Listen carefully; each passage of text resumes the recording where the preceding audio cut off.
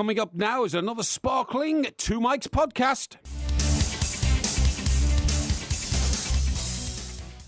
This is Talk Sports Extra Time. I'm Mike Graham. Thanks very much indeed to Andy Goldstein and Jason Cundy for the Sports Bar. We've got loads and loads of time to get through a whole bunch of stuff, and it's time to say a very good morning to my colleague and esteemed partner in crime, Mr. Mike Porky Parry. Yeah, good morning, Mike. I was about to say good evening there, but of course it was a busy evening getting here. It was, yeah. Well, you want to see the traffic jams in London at this time of the night. I mean, it doesn't concern the lucky listeners who don't have to live in London, who can live in glorious parts of the country. It wasn't anything to do with the weather bomb, was it? Nothing to do with the weather bomb. No, the weather bomb hasn't hit me yet. My mother rang me from Bournemouth and said, be ever so careful getting into work tonight. The weather is... But in fact, it's not bad. It was terrible down in Sussex. It was literally blowing a gale. The wind was lashing across the road. You know when you see those kind of, massive, waves of wind coming at you, and you just can't get them off the windscreen quick enough. Well, I spoke to some of my neighbours down on the coast there in Gosport, and they say it's pretty rough. And as you can imagine, it would be. It is the home of the Royal Navy. Yes, of course. And those men are used to facing 50, 60-foot waves out in the North Atlantic, so nothing frightens them. No, and doesn't frighten me either. You know, when you find that you have got the Ark Royal parked below your balcony, because that is the sort of genre. Do they ever have times where the genre of the location? Well, they have to make sure they tie everything down, though, don't they? Because otherwise boats come up onto the land. Well, it would be a good idea to tie things down, Mike, in case they take off. When you see hurricane force winds in America and all the yachts up on the dock and all that. Yeah, not a lot of yachts there, mate. Mostly. I thought you remember 3 yacht clubs down there. Two, actually. So you remember 2 yacht clubs? So there's not many yachts, though? Well... Are these landlocked yacht clubs? No. We call them boats, not yachts. Do you? Yachts are the things that sheikhs float around in. The motorboat type things. Well, no, not motorboats. They're yachts. They're proper yachts. But we have boats with masts and that sort of stuff. Okay. Although, I tell you what makes the most noise in these storms are the spinnakers. Yeah. Because when they're all rattling together, it's like listening to the London Symphony Orchestra in full flight. You've never actually been out on one, though, have you? What? On a boat. Of course I've been out on a boat. A sailboat, as we used to call them. Yeah. Have you? Of course, a sailboat. You mean with sails? Yeah. No. Despite the fact you remember of a yacht club, you've never been out on a sailboat. No. But there are motor launches. You were talking about motor launches. Well, I motor got launches, those. You can get one of those at Serpentine if you like. Yeah. No. Well, not really, because there's certain times not deep enough for the sort of motor launches I get invited onto, and I usually go on the middle deck and have a couple of cocktails. What a surprise! Yeah. While the boat's going out. And is your membership of these yacht clubs in any way associated with social membership, perhaps? It's honorary. Honorary. It's honorary membership. So you don't have to pay either. No, about twice a year, I get my picture taken with the Commodore. Right. We put it in the local paper when they're looking for new members or something like that, But did it actually get any? On the grounds that you're there? Well, I don't know if it's anything to do with me, but yeah, of course they do. They get it every spring when the weather starts. And by the way, I mentioned the Ark Royal a few minutes ago. Yes. Of course, the Ark Royal, unfortunately, has been scrapped. It has. Like most of the other boats in the Royal Navy. Thank you to Mr Cameron, the Prime Minister, for I think they're building another one, aren't they? So in about 40 years we'll have one. You're not going to call it the Ark Royal. No. In fact, this is a good exclusive story, I can tell you. There's a big row going on because we've built these 2 new aircraft carriers, right? Now, one of them we know is called Queen Elizabeth II, in honour of our esteemed monarch, who has been with us now nearly 60 years. That's the one it's not finished yet, though, is it? No, of course it's not finished. It's hardly started. Yeah. They're building bits of it all over the country, and then they're, up in Strathclyde. Yeah, Scotland, yeah, Scotland, that's right. Down in Portsmouth, down in Devonport, they're building bits of it, and then they bring them all together and put them together. The great suspicion is, politically, Gordon Brown only ordered them to keep his voters up in his constituency where they're built. Right. A bit like how he promised them the earth and then resigned. That's right, yeah. Because when I speak to my sort of naval colleagues, my naval contacts, who are in naval intelligence. Are they? Yeah, in naval intelligence. Yeah, you don't give too much away. We'll have to get the Porky siren out. Yeah, don't want to give too much away. But first of all, they don't know what use they're going to be put to because they're aircraft carriers. They haven't got any planes, have they? They haven't got any planes at the moment, no. But also, an aircraft carrier, to operate properly, like you see the American aircraft carriers, needs about 12 support ships. Right. Well, we just simply haven't got 12 support ships. Aren't we supposed to be using some of the French ones or something? Aren't we going to partnership with the French or something? I don't think we're in a partnership with the French. There was a story this week. We had to use a French minesweeper to try and find a Russian submarine, which was floating around doing mischievous things underneath the water, as submarines do. As they do. That's what they're built for. Yeah. But no, so there's the Queen Elizabeth II. Now, the second one, at the moment, carries the working name Prince Charles. Does it? Because he's going to be the next monarch, obviously, you know. It's not a very good name for a ship, that, is it? Well, I don't think it is either, and neither do some people in the Navy. I thought it was HMS something always, isn't it? Well, it will be HMS Prince Charles, you fool. Yeah, HMS Prince Charles? Yeah, absolutely. Doesn't have a good ring to it, does it? HMS Queen Elizabeth II. Well, you look at some of the American ones, I mean... Sounds like a ferry. Some of them are called the most ridiculous names, like the Theodore Roosevelt, you know? And that's the USS. Is it USS? United States Service. Ship, isn't it? United States ship, that's right, yeah. And there's a very weird-sounding one that's currently floating around in the Mediterranean or something. It's named after a farm in Iowa rather than a president. I don't know why. Yeah. But anyway, so what naval intelligence sources... Right. Tell you. I can tell you, right. is that there is a movement within inside the Navy to make sure that we don't, for the first time in 400 years, not have a carrier that's called the Ark Royal. See what I mean? So they want to call one of them the Ark Royal? Well, they want to call the Prince Charles the Ark Royal. Yeah. But, of course, that could be seen as a bit of an insult to Prince Charles. Well, now that he thinks he's getting a ship named after him, they'll have to build another one. Well, yeah, what would you do with the third? Couldn't they build like a smaller ship for him? And just have a little kind of, little puffer going on the side? That could be the Prince Charles. I think that's a bit dismissive. And I think you're also taking a mickey. No, the point is about a naval base is supposed to have lots of Navy ships in it. We haven't got any. No. There have been days out down there, Mike, I'm not kidding now, I look out, there are no... I see no ships. You can do that thing. I see no ships. see no ships. I see only hard ships, you know what I mean? Right. And it is like that. When I first moved there, sort of 8-10 years ago, you could look out and see maybe 20 ships, you know? All you can see now is the Isle of Wight ferry. Yeah, that's right. And the Fife banana boat. Well, and do you know what? Those... Yeah, a load of cocaine came in on that the other day. Did you see that story? Yeah, I did see that, yeah. Inside a book or something, wasn't it? I don't know. Something like that. And even the ferries now are under threat because the people who run the European Union have decided that too much smoke comes out of ferries, so they must use special fuel in future, which is 50% more expensive than the fuel they're using at the moment. Excellent. Some of those ferries, particularly in the winter, run on very fine margins because, of course, not many people travelling in gale force winds and all that kind of stuff. Yeah. And if that happens, half the ferry industry in this country would be under severe pressure financially, very severe pressure. Once again, people in Europe interfering in our lives, telling us we've got to stop emissions at the same time as China is building a new coal-fired power station every week. Yeah, well, never mind about all that. What about Everton last night? What happened to them? Nothing happened to them. They lost. Nothing happened to them. It was a no-stress game. It was the first game we've played this season where it didn't really matter whether we won or lost. It's true, actually, yeah. Of course, it was kind of a nothing night, really, wasn't it? It was a terrible nothing night. It was a terrible nothing night, really. And this has always been my complaint about European games. Yeah. Too many of them, too many that don't matter. Well, hang on, you were raving about the Europa League last time you were in here talking about it. Yes, but that's because Everton completed the task by winning away at Wolfsburg and securing top position in their group. Yeah, and getting through to the So knockout why did we play last night's game? I know. Waste of time. Not bothered. Exactly. I'm serious because the fans... some of the fans will have paid extra, some of the fans will have got it on their season ticket or whatever, but, complete waste of time. And do you know what that does?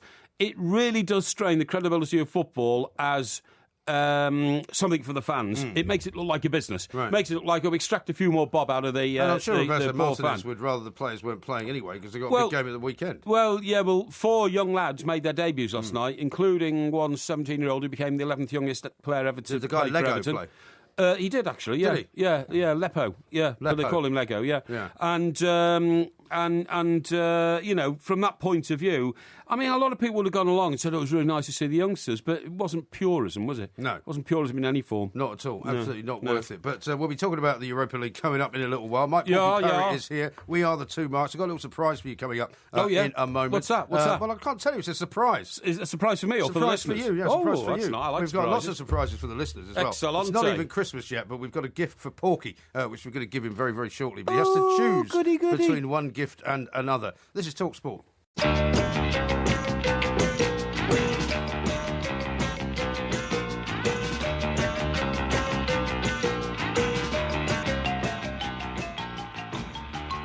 This is Talk Sport Extra Time. We are the two Mikes. Ross Dyer's coming up in a little while. Big Everton fan, ESPN commentator. He'll talk through what he expects from Everton coming up this weekend. Yes. And speaking of Everton, this is my big surprise for you. Even though it's not Christmas yet, and we are doing a couple of Christmas shows, a couple of Christmas specials, where I'm hoping you'll have the opportunity to part with your hard-earned money and give me some kind of gift. Well, I might do a gift for your boys. Really? I might do that. Really? What, both of them? Or just one to share this time, like the last time? It depends how expensive it is.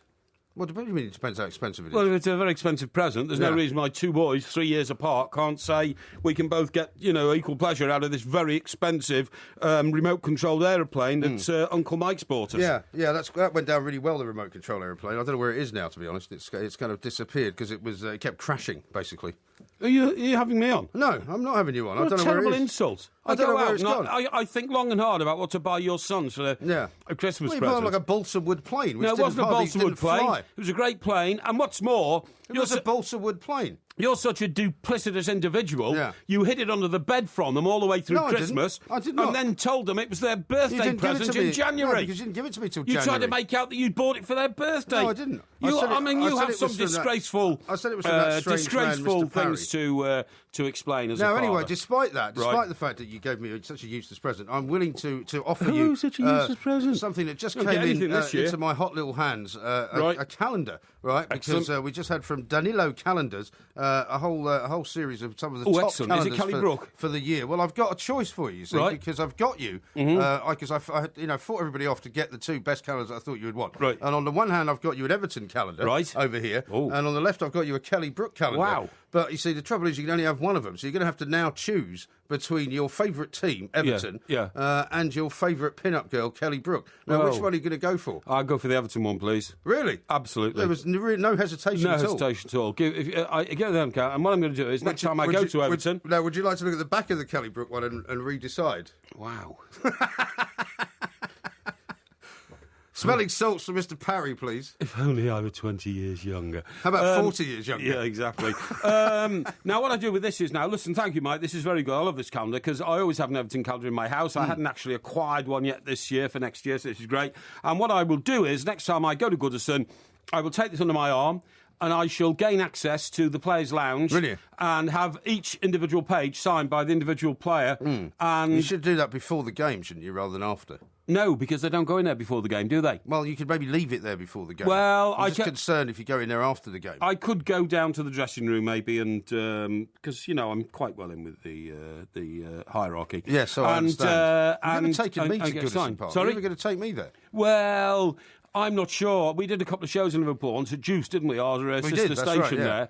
And we went to Anfield as well. Yeah, we went to Anfield for the Liverpool-Everton games. We will arrange it next year. We will definitely arrange it. Now, on the subject of calendars... So who now gets the Kelly Brook calendar? Suppose you take that home yourself, do you? No, that's not for me. No, I'll put it back into No, you don't take it home because you're too frightened. Your wife will say, you dirty old man. No. I'm not interested in a calendar. The mother of your children. I'm not interested in a calendar. I'm not 10 years old. I don't need a calendar. I have a calendar on my phone, or my information device, as you would call it. I've got a new one, by the way. Have you seen my new phone? It's huge. Massive. Very big phone. Look at it. The size of it.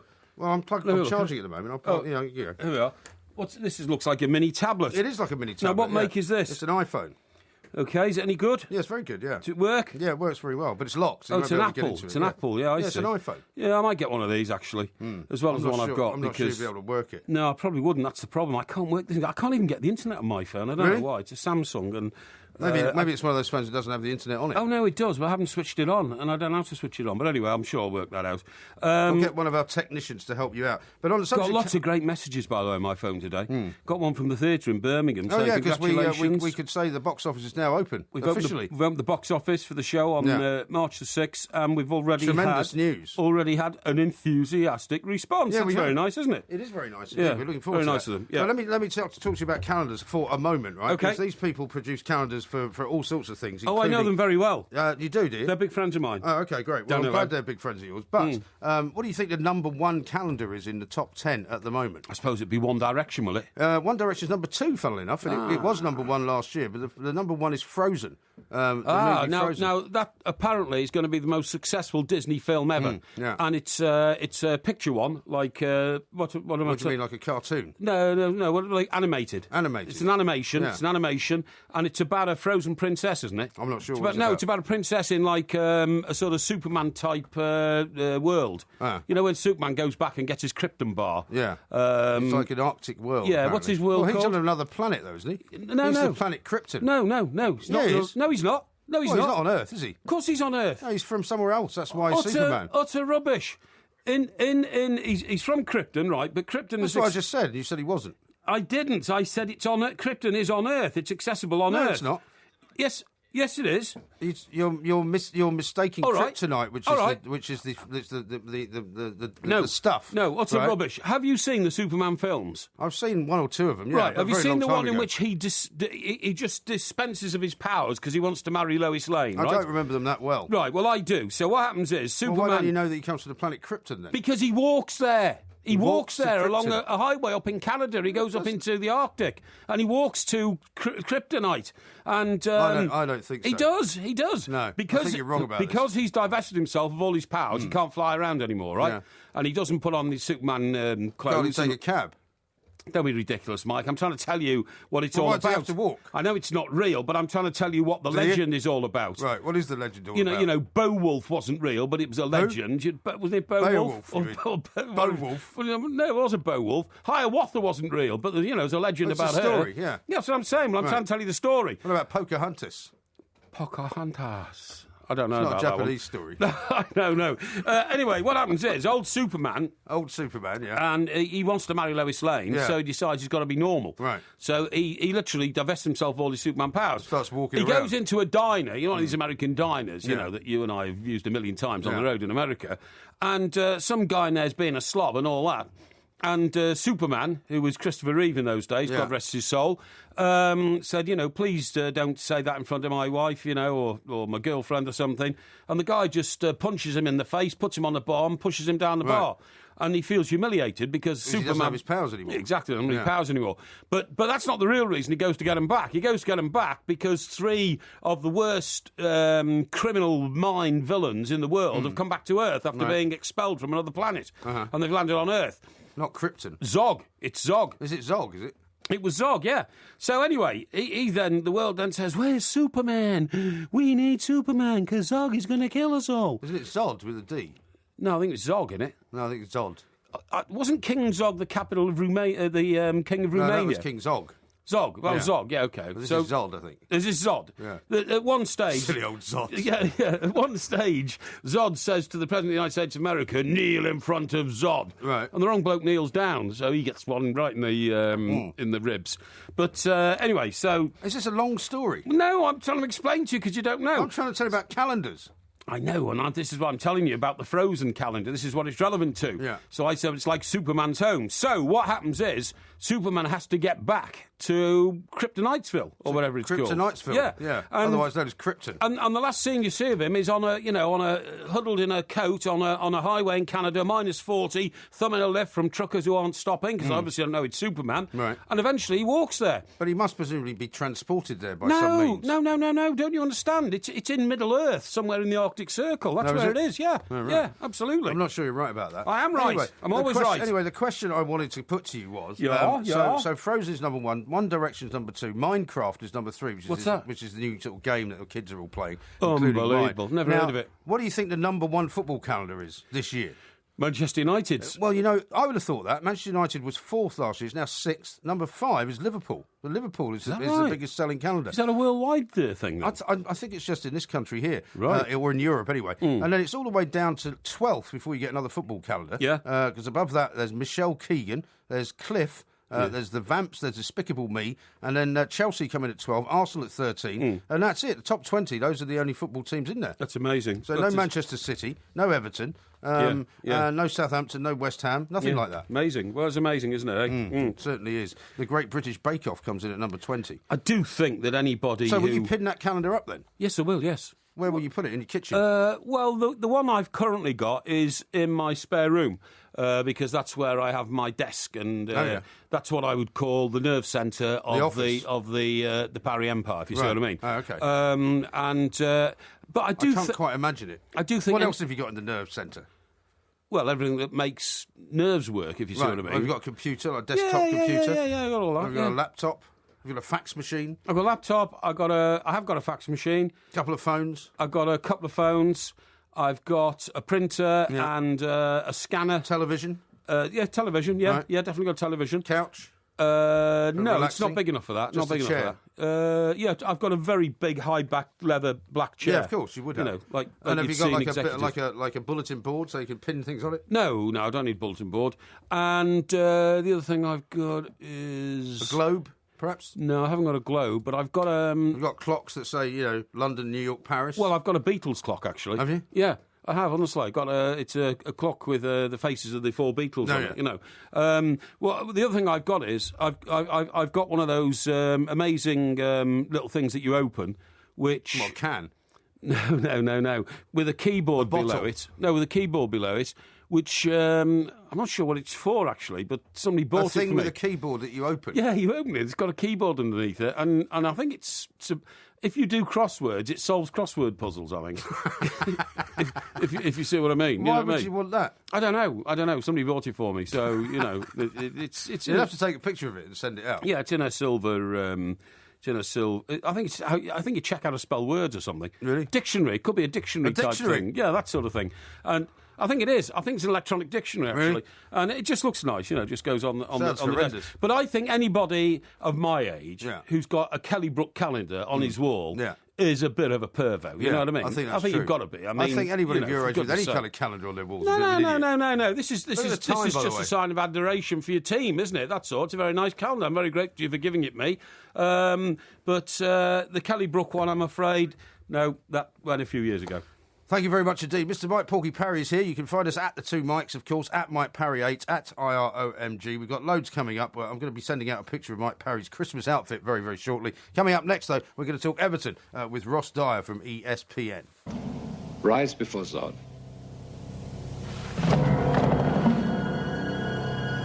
No. Kneel before Zod.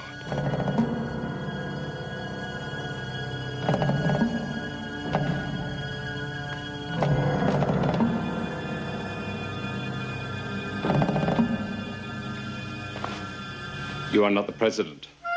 No one who leads so many could possibly kneel so quickly.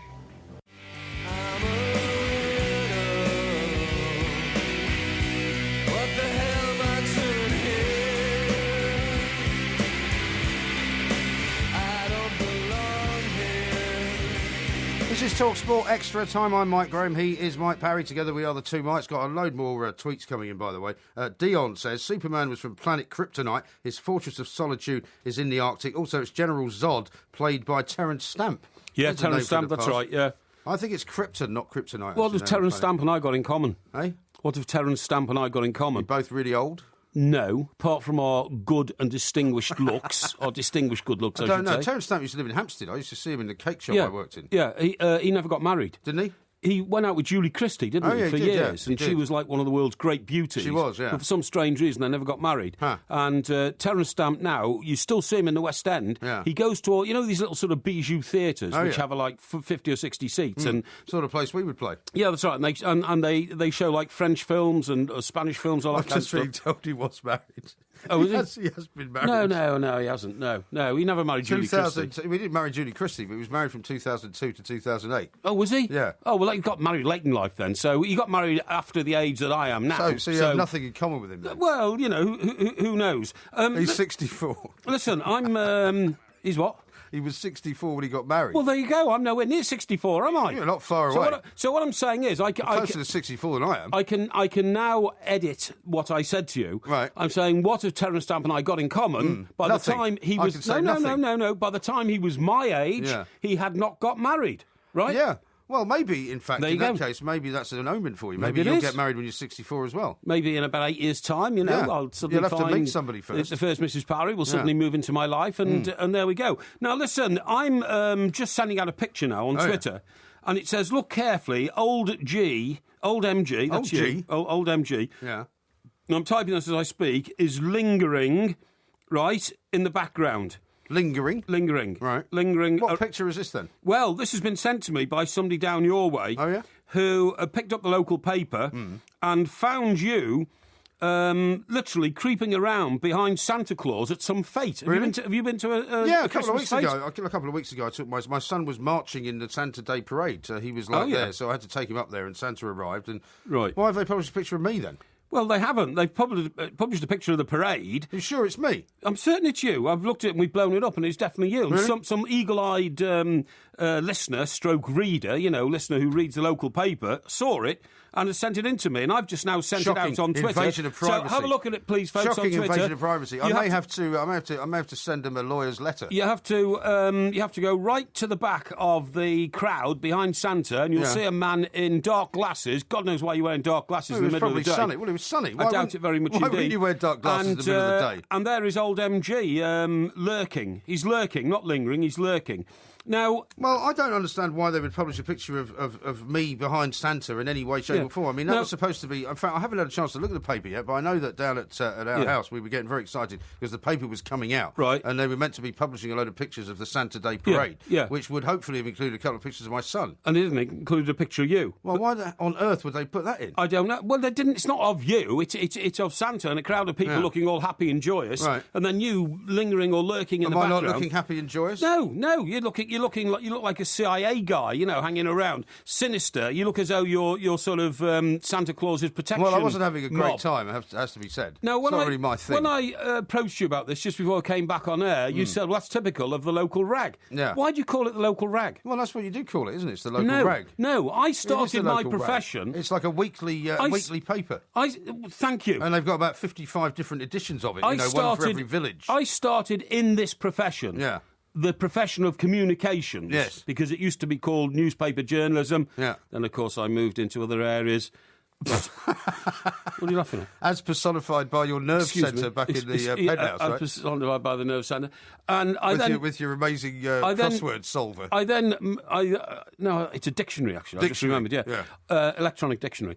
I then moved to the top of my profession. I think that's fair to say. Is it not fair to say? Yeah, I think you did, yeah. I think have achieved what you achieved in Giant, Fleet Street. Yes, Fleet you Street did. Giant, yeah, it's true. Right.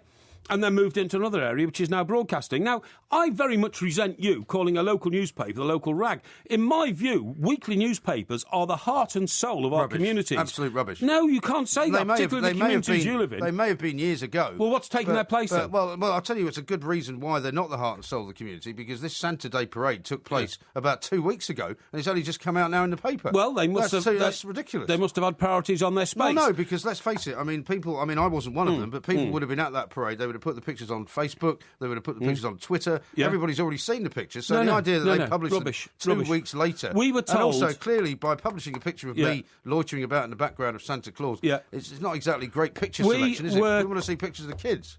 I don't see pictures of you, that's for sure. Well, why have they used it I'm surprised they had a lens wide enough to get your fat face in it anyway. Why have they used it? We were told years ago that by now there wouldn't be any local newspapers. It would all be local TV, local radio. Well, there is local radio. There's no local TV. We can't do local TV in this country. Well, there's local TV news, isn't there? No, we've tried it and it just can't work. It doesn't work. It's not financially viable. Works in America brilliantly. Doesn't work here. But then again, regional newspapers work in America. They don't work here, right? That's the point. Well, they don't work in America anymore. I mean, newspapers are dying. You might as well face that fact. You might not like the idea. But I start on a weekly paper. Is that where they taught you all these great skills of yours then, of treachery? No, not treachery. Of thievery, and of the way that your career then was punctuated. I learned that I could be a respected member of the community, and in fact, it's the only way you could. Right? And in fact, an admired and revered member of the community. Admired? And revered? Yeah. When was that then? By establishing myself on the local Chester Chronicle, right? Was that before you started driving around in the car and wrecking it, and then sort of sneaking back in so that nobody noticed? That wasn't my fault. Now, I remember the greatest day of my life was when When was the first time you made something up and put it in the paper? No, I've never made anything up. Never made anything up. It's a very straightforward question. I've never made anything up. All right, when was the first time you found yourself embellishing the details of a story never embellished in in my order life. to get it onto the front Never page? embellished in my life. But get this. When I was on the Chester Chronicle... I'm not going to leave this one alone. No. When I was on the Chester Chronicle, I've been there about a year, right? And I met a young lady in a pub somewhere, okay? Here we go. And her name was Brenda. Brenda. She was lovely. She had long, dark black hair. Right. I later found out her mother was Portuguese. And that accounted for her long, black... So well-known Portuguese name, that Brenda, No. But she wasn't... No, she wasn't Portuguese. Her mother was. Oh, okay. And And anyway, I arranged to see her on a date and all that kind of stuff. In those days, we didn't have any mobile phones, so you just said, I'll see you at 6 o'clock outside Woolworths, you know? And... what are you laughing at? I'll see you outside Woolworths. What a charmer. Well, no, but Fantastic. I mean, Woolworths is right in the middle of Chester. Well, why don't you meet her in a bar or something? Well, no, hang on. Women don't like going into bars on their own. So if you're 3 minutes late, they feel all... Which women don't like going to bars on their own? In those days, a girl would never go into a bar on her own. No. Anyway, the point is, Woolworths is right opposite the Grosvenor Hotel. Right. Come and get some pick and mix with me. No, don't be stupid. It was 6 o'clock. Woolworths had closed at 6 o'clock. We'd finished work. So she doesn't want to go to a pub on her own, but she just loiter outside a shop. But it's where all the bus stops are. There's loads of people there. It was safe. So anyway, I said, see outside Woolworths. Right opposite Woolworths is the Grosvenor Hotel, one of the top hotels in the whole of the north of England. The Grosvenor Hotel? I don't think I know it. Owned by my friend, the Duke of Westminster. I once stayed in Chester, and I stayed in the Best Western, I think it was. Oh, yeah, some rubbish tip It was the nicest hotel I could find there. Rubbish. Oh, you're joking. The Grosvenor Hotel's world famous. Is it? World famous. How many stars has it got? 5. Rubbish. And anyway, so we crossed the road. There is not a 5-star hotel in Chester. I don't believe you. I'm telling you there is. Really? I'm going to ask David to look up the Grosvenor Hotel in Chester. It's one of the world's great hotels. Is it? Okay. So anyway, It's got a swimming pool. I don't know if it's got a swimming pool. Well, it can't be a great hotel. I stayed there. I stayed in the Prince William suite. Did you? Whenever I go there, they give me the Prince William suite. Yeah. So anyway, we across the road. Nobody else is in it. We go into the... another girlfriend of mine set fire to the curtains there by mistake, but that's another story. And we go down to the cellar bar, right? Yeah. A few drinks and all that kind of stuff. Right. And then I said, look, I thought we'd go to the King's Disco tonight. You know, that was the in-place in town. I can imagine. And she said, oh, OK, yeah. So I had to walk about half a mile. Anyway, as we approached the King's Disco... To walk about half a mile? Yeah, about half a mile down just kind of Foregate Street, so to speak, you know. Why didn't you get a taxi? Well, there were no taxis around in those days. I mean, just weren't. So anyway, as we approached the King's Disco, which is a big white building... Were you walking arm in arm? Were you walking separately? No, I think probably try and hold her hand? Probably arm in arm. I think I'd probably enamoured myself to her by then, an hour in the... linked her arm in yours? Yes, something like that. A couple of hours in the cellar bar, Was she taller than you? She's about the same height. Right.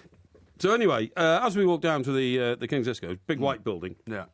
I noticed that the queue was literally snaking around the building, up from the alleyway where the entrance was, down the road, and then round the corner.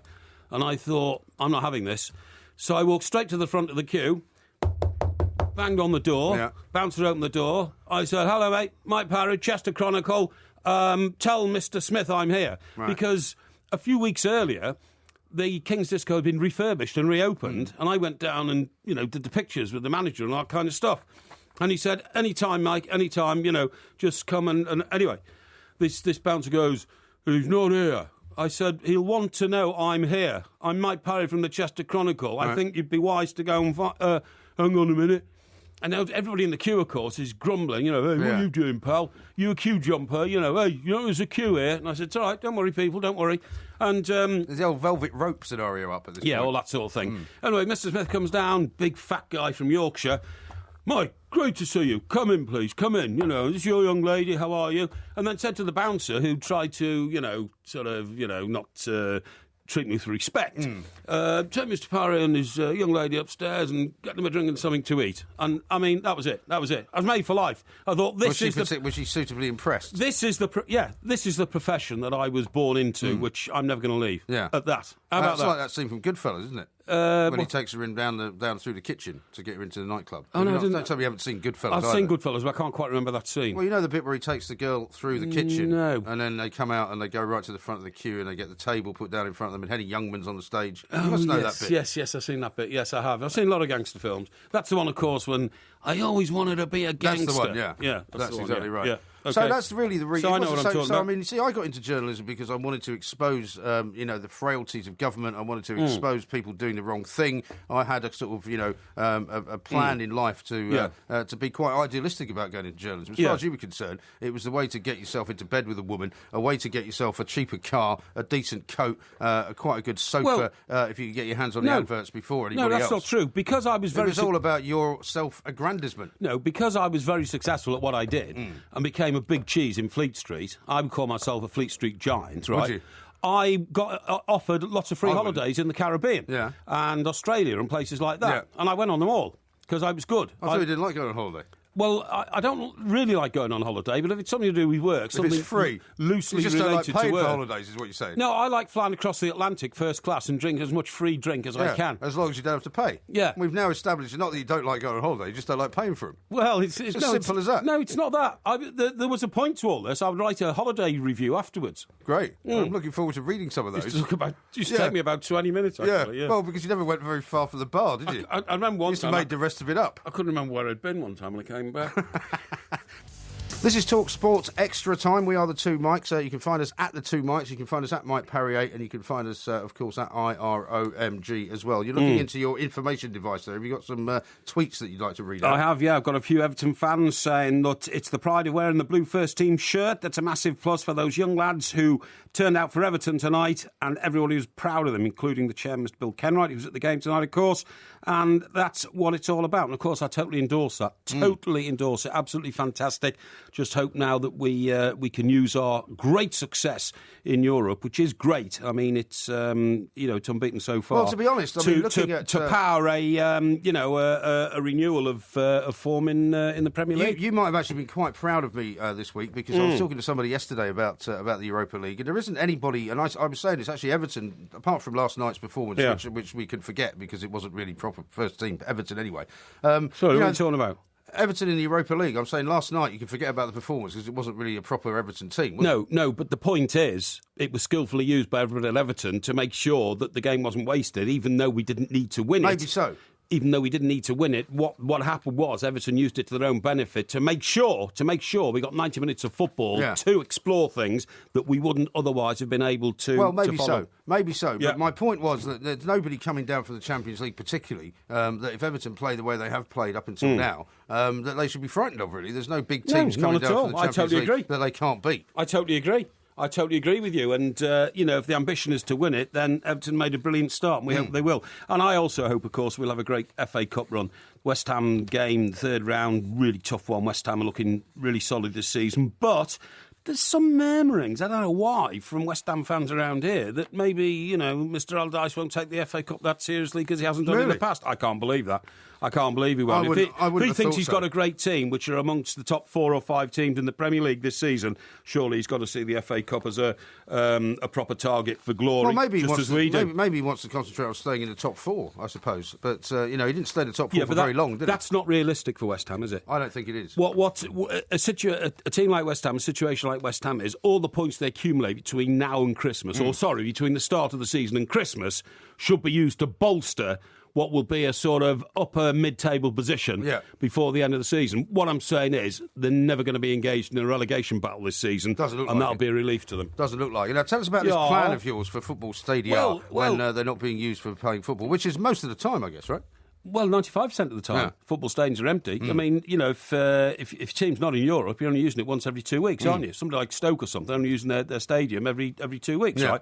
Now, the point is, do you realise the threat that drones pose to society? I don't realise the threat. It is absolutely massive. Only recently we've been told... They're going to get more sophisticated as well, aren't they? Oh, much more sophisticated. But only recently we've been told about the situation near Heathrow Airport where there was a, quote, near miss between a drone... That's true, I saw that, and an aeroplane. Now then... I don't understand how that could happen. Well, I do, because a drone can be sent in from anywhere. Now, but if a plane was coming into land, and say it's a jumbo jet or something like that, a drone is no bigger than, fax machine, right? Generally speaking. Some of these drones are no bigger than a jammy Dodger. Yeah, so no bigger than a jammy Dodger. Yeah. So if a 747 hits a jammy Dodger, how's that going to be a problem? Well, supposing it's sucked into one of its engines. Yeah, if one bird is sucked into one of the engines, it's not a massive problem. It's only if there's loads of them. Yes, but airports do things to make sure that birds don't come around airports and get sucked into engines. True. What you can't do is, if you've got What's that noise? It's a simulation of a drone. Is it? Thank you. We've got that now. That's great. What I'm saying is this: if you've got an evil person standing outside the perimeter of the airport who decides to put one of those bad men from Superman. I'm not going to write that. I'm trying to be serious here. Look. Oh, yeah, okay. And if you then put a drone up, right, in the face of an aeroplane, an incoming aeroplane, into any airport in the world, there's a danger that's going to be sucked into the engine. You might be giving them the idea now. Well, I'm not giving them the idea because terrorists actually have very expansive ideas. Do they? You know, they were the ones who invented mercury bombs and all sorts of things, so they don't need me to prompt them on ideas. What I'm saying is, if you look at the figures, they're terrifying. Selfridges, because I've done all my research on this, right, has already sold more than 100,000 nano drones. Really? Okay? Yeah. That's an awful lot. 100,000. Who's buying these things? I don't know. But what about this, for instance? What would you buy them for? I mean, because I was thinking of getting one just as a kind of something to play with. Funny enough, I've already operated 2 or 3 drones. Have you? Every year when I go down to Bournemouth for the family Christmas and all that, I usually buy 2 little helicopters. You know, these things that you fly by remote control? Yeah. And you can fly them indoors. I mean, my sister lives in a big house. Yeah, I bought the kids a couple of those. Exactly. Things, She's got and you can... Much easier to fly than that plane you bought them. Yeah, exactly. And so the helicopter takes off, it spins around, you put it down again. Now, that is a drone to all intents and purposes. Yeah. The only difference is that will only operate within the confines of the garden. Yeah. But when you get super powerful drones, you could send these things up to... Well, I mean, the Americans... Most of them presumably have got cameras on them, right? They're using them because they can take pictures of drones them. as missiles. That's right. But look, what about this, right? The cheapest drone on sale in the high street at the moment is about 40 quid. Right. You get a 40 quid drone. You can get them up to £2,000. But what about this?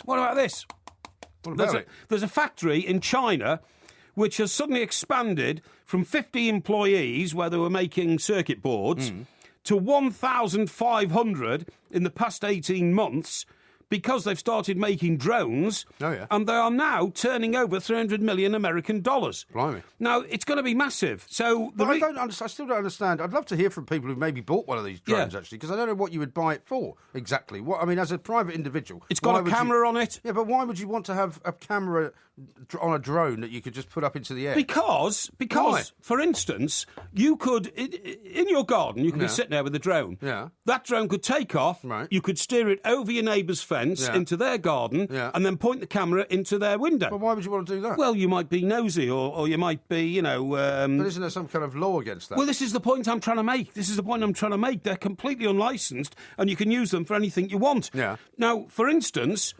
They have been talking about using drones to deliver things like Amazon parcels. So these drones must be able to go an awful long way. Well, we know they can go a long way because, for instance, the Americans can send drones from Maryland to the Middle East. Yeah, right. And to Pakistan. And to Pakistan and all that kind of stuff. Yeah. We know all that happens. But those are drone aircraft, though.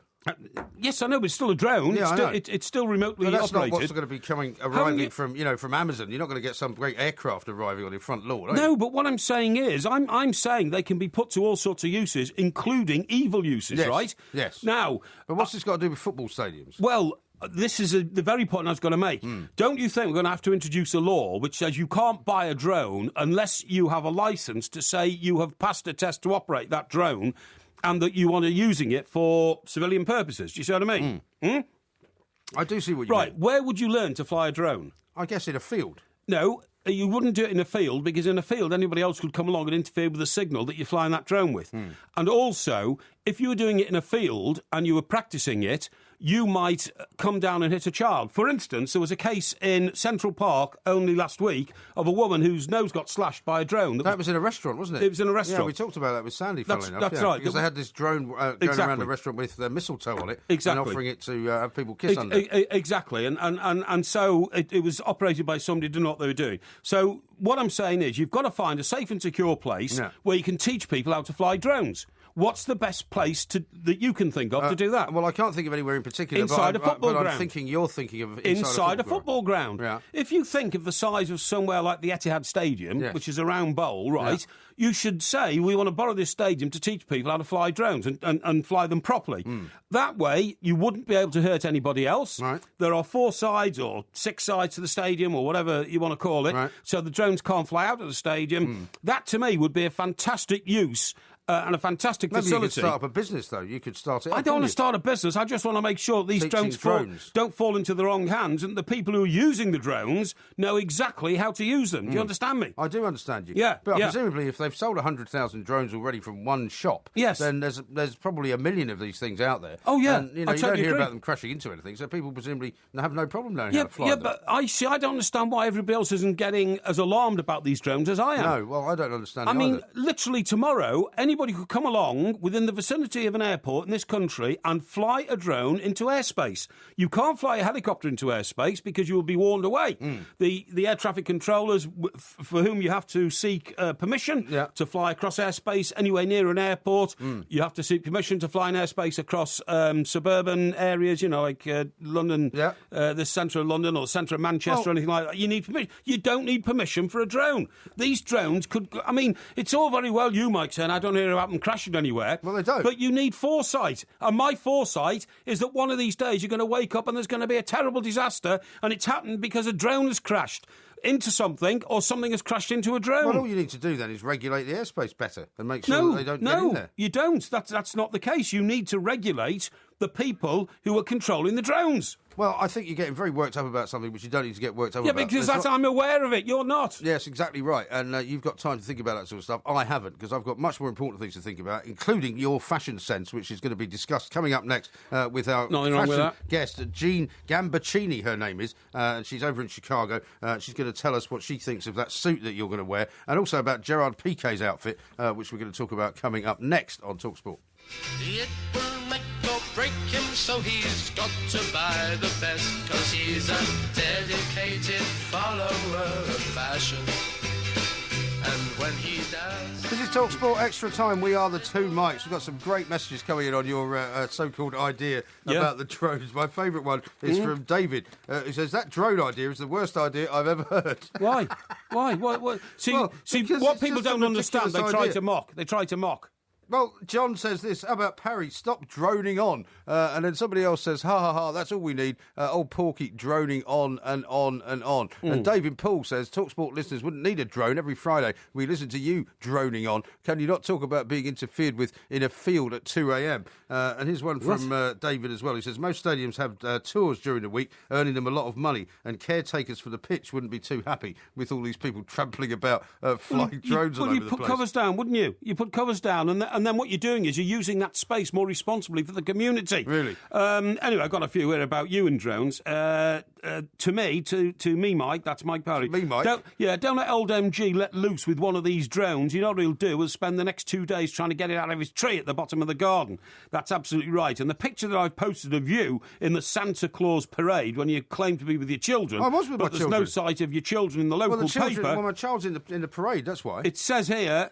Looked at that picture, Mike. It looks like some kind of local weirdo hanging around. Why wasn't he arrested? I don't know why they've taken that picture. That's from Michael. Thank you, Michael. I mean, previous one was from William. You've been in senior positions in many newspapers. I mean, if you saw a collection of pictures coming into the paper, why on earth would you put that one in? You wouldn't. Well, there's a picture of Santa Claus in the forefront of the camera. Another one here from I think you'll find from a chap called Fortuno, who says to me, Mike Parry, how dare you use your power and influence to jump queues in Chester? Well, why not? When you rise to the top of the pile, you have to use your influence to get on in life. That's what I've always found. Yeah, that's what you've always felt. Now, we're going to talk to Jenna Gambaccini, who is an esteemed fashion blogger from Chicago. Right. Because we've heard on the news, actually, this week, that there's going to be some kind of sponsored charitable wearing of Christmas jumpers and suits and all kinds of crazy pictures of people dressing up. Now, you've put this idea of you wearing this ridiculous blue and red suit to the TalkSport Christmas party. Yeah, why not? And Jenna's had a look at it, and we'll find out from her what she thinks of it. And also, the reason we wanted to talk about this in the first place, did you see that picture of Gerard Piqué earlier in the week turning up for the Champions League game, looking like something out of Monty Python and the Holy Grail? But very, very odd. So we'll find out what Jenna makes of that as well. He's just got off his horse at Agincourt. I know. Seriously. Jenna, very good morning to you, or good evening to you where you are. Yes, it is. It's about dinner time for me right now, but thanks for having me. Not at all. Now, let's problem. start off with, I don't know if you saw the picture of Gerard Piqué, the Barcelona player, did you? I did. Was there an explanation for why he wore this? Has he come out and said... I mean, he's obviously quite a sort of fashionable guy. He's the boyfriend of Shakira, the singer, isn't he? So I don't suppose. I don't suppose he's unused to wearing, perhaps some rather unusual attire. But it just looks like he's wearing a very sort of warm knitted jumper. But it's the headgear that kind of slightly freaks me out. What do you make of it? It almost looks like a duller version of a knight in shining armor. It's not shining at all. But it's funny because when I look at this, it's something that looks very practical for Chicago winters because it gets really cold here, but it's not something that's necessarily stylish, and it just seems odd. It just looks like a costume. Yeah, I mean, if you saw somebody walking around in that fashion disaster, though, isn't it? You wouldn't think it was any good. But talking about fashion disasters, Porky Parry, my esteemed colleague to my right here, I don't know if you've seen the picture that we've managed to put. He's found this suit that he wants to wear to the TalkSport Christmas party. What do you make of it? It's red and blue and a bit ridiculous. It's blue. It's blue and white. It is. I'm looking at it right now. Great job photoshopping this, you guys. Here's the thing with when it comes to the holidays and dressing in festive attire, you can sort of take it to the next level. Could you wear something like this in February? Probably not. But if you're going to, a lighthearted, sort of humorous holiday party, here we have a lot of ugly sweater parties. This is more of the dressed-up version of the ugly sweater party. Yeah. I'm not sure if you'd call the TalkSport Christmas party a good-natured event, but that's another story. Well, it depends how long into it you get. Well, exactly. I mean, the thing about this Photoshop picture as well, Jenna, is that Mike Parry doesn't actually look like the guy in the picture. He's slightly shorter than that and slightly wider, I'd have to say. So I'm not sure if it would suit him as well, because the guy who's wearing that suit looks quite sort of tall and slim.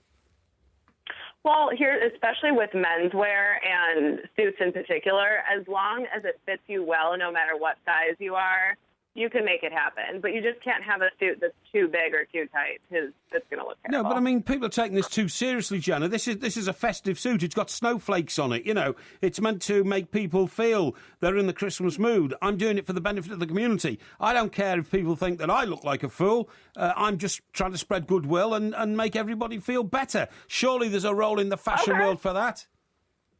I completely agree. And like I said, you can have fun when it comes to the holidays. Yeah. Totally not opposed to this at all, as long as you put it away after December 25th. Yeah, no, I totally agree with you. It's known as the Rudolph, actually, this particular design of suit. That's, of course, because of Rudolph the Red-Nosed Reindeer. Why is it known as the Rudolph? I don't know. It hasn't got any antlers on it. No, of course it hasn't got any antlers on it, you fool. But it's got. If you look at it closely, it's got little emblems of reindeers on it. Has it? And I wish it was. Oh, I did see that. Yeah, and you see, but I mean. Oh yes, it has. Sorry, my broadcasting partner here, Jenna, who's supposed to have been a professional observer for the last 35 years, actually missed the significance of the reindeer animals on the suit.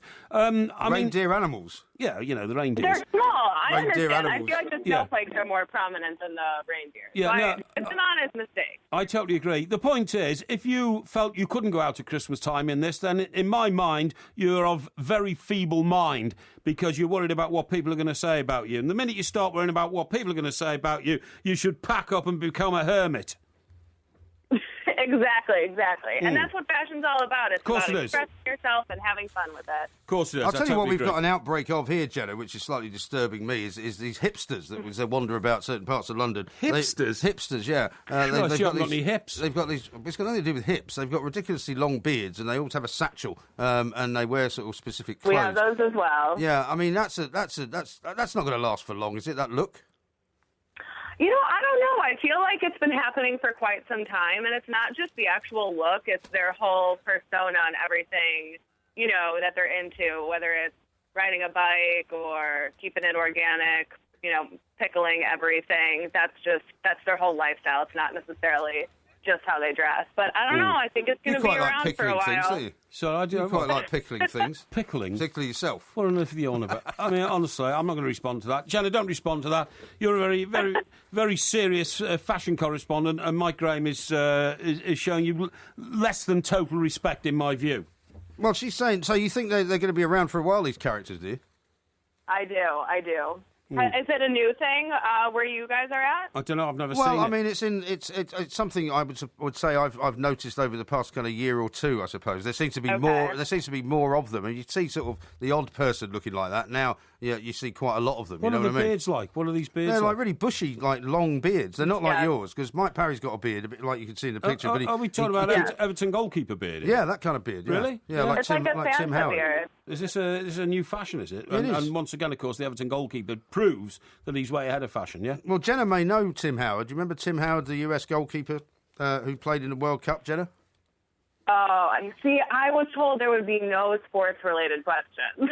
Well, who told you that? No, that doesn't matter, Jenna. It doesn't matter. I thought that when the USA did so well in the World Cup, it was one of those things that everybody kind of got into. Yeah. Obviously, not you. Yeah, when it comes to sports, I'm not going to lie, I have no idea what's going on. Don't worry. He's a personality in his own right, and thank you very much. And an outstanding goalkeeper. So. I thought you were talking about me. No, I'm talking about Tim Howard, of course. Right. You fool. Anyway, so Jenna, can you give Mike Parry any more tips for the man over 60, how to look sort of younger? What sort of things should he wear? If I can remember them when I get over 60, yeah, don't worry, Jenna. What about the man in his early mid-50s? Honestly, I don't really think age matters for men as long as you are wearing something that fits well and fits properly. That is all that matters. You can be 25 years old, you can be 50 years old, you can be 80 years old. Yeah. But as long as it fits very well, then you're going to look like $1 million. That's right. And my colleague here, my broadcasting colleague in the studio, and without being rude and unkind, he would be described as a fat slob because he's let himself... the difference between you and I is how we dress, though. Hang on, he's let himself go. When we go out together, ripples Jenna, of flesh all over his body. When we go out together, I usually wear rather a nice sort of Italian suit, which actually does fit me. Mike Parry tends to buy kind of the only thing Italian about your suit is it's the size of Genoa. Yeah, very good. Yeah. It is actually from Italy. Mike Parry's suits, on the other hand, tend to be a bit too big for him because, his body shape is quite odd. His arms are a bit shorter than they would normally be. You got to find a good tailor. He should find a good tailor, but he's a bit tight with money. He doesn't like to spend it on that. And he also wears trainers with everything, like sneakers with everything. No, I don't. And I always wear very nice kind of proper leather shoes, and it's a bit embarrassing sometimes when I have to go out with him. So can you not convince him that he should really invest in a couple of good suits and some decent shoes? Yeah, you do definitely have to invest in some good suits and shoes. The whole sneaker and suit thing, that's more of a hipster thing. I'm actually surprised you would wear something like that. Yeah, well, I wouldn't. But don't worry, he's given you so much misinformation, Jenna, I don't know where to start. I want to thank you very much indeed for tolerating the oaf who tries to pass for a serious commentator, and thank you for talking to me. Thank you guys for having me. Thanks very much indeed. Jenna Gambaccini, who obviously the World Cup completely passed her by. Has never heard of Tim Howard. But no, I mean, it's completely unrealistic for you to say that I somehow look different to you and I'm in some way uglier than you. Because the point about what I do is I dress wearing proper, I wear proper shirts, I wear proper suits, I wear proper shoes. Sorry, what is proper? When we do the live show? Well, something that's tailored as opposed to something that you've kind of bought at Asda's. You are such voluminous shape, you cannot carry casual clothes in any form. I don't really wear casual clothes. You can't carry casual clothes, mate, because you just look What shoes have you got on tonight, for example? Well, let me see the shoes you got on tonight. Yeah, but I've got a dodgy foot. Let me see the shoes. No, I've got a dodgy foot. Are they the Velcro ones, or are they the lace-up ones? They do have an element of Velcro because they need to stretch across my foot because I've got an injured foot. Right. Okay. How is the gout, by the way? Well, it's manageable. It's manageable, right. But I've got to wear the right footwear, otherwise I exacerbate it. So you've got the Velcro shoes on again. Exacerbated gout is something that you've got to be aware of. You've got to be aware of it. Anyway, it is that time. We are the two Mikes, of course. He's Mike Parry. I'm Mike Graham. We've got loads more coming up. Somebody's going to tell us about Ouija boards very, very shortly. This is Talk Sport. It's nearly Christmas time and everyone has an advent calendar. So here's a little advent countdown, extra time style. What I'm saying is, can you imagine if a boat was chugging along with two airbags attached to it, it would slow the boat down, wouldn't it? So what you do is you get rid of all the air, and that's, in a human being, the air is held in the lungs. That makes you sink. No, it doesn't make you sink. For the same reason, an aeroplane doesn't fall out the sky. If an aeroplane didn't have any engines, it would fall out the sky. But because it's moving... if it was a glider, it wouldn't. Ho, ho, ho! Quiet, quiet, quiet!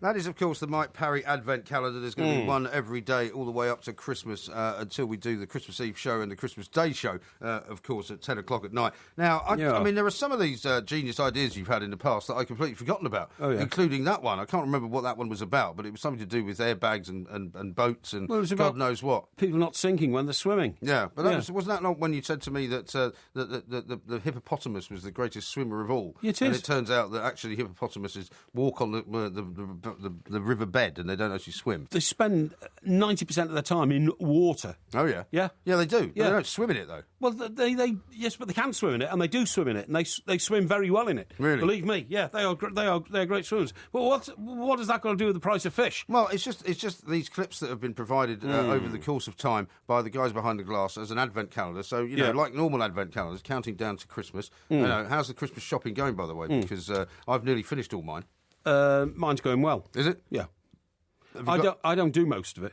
What do you mean you don't do most of it? Well, I haven't got time, so So you delegate it, do you? I do delegate it, yeah. Who do you delegate it to? Well, usually my sisters buy all the presents for all the family. So your sisters buy presents for everybody and then you present them to people as if you bought them? No, they get wrapped up and they just appear on Christmas morning under the tree. Yeah, but don't you then give them to the people? Yeah, I do, yeah, I do that. From Mike to whoever. Yeah, I do that. Well, how do you know what's in them? Well, my sisters tell me what they've bought and put in them.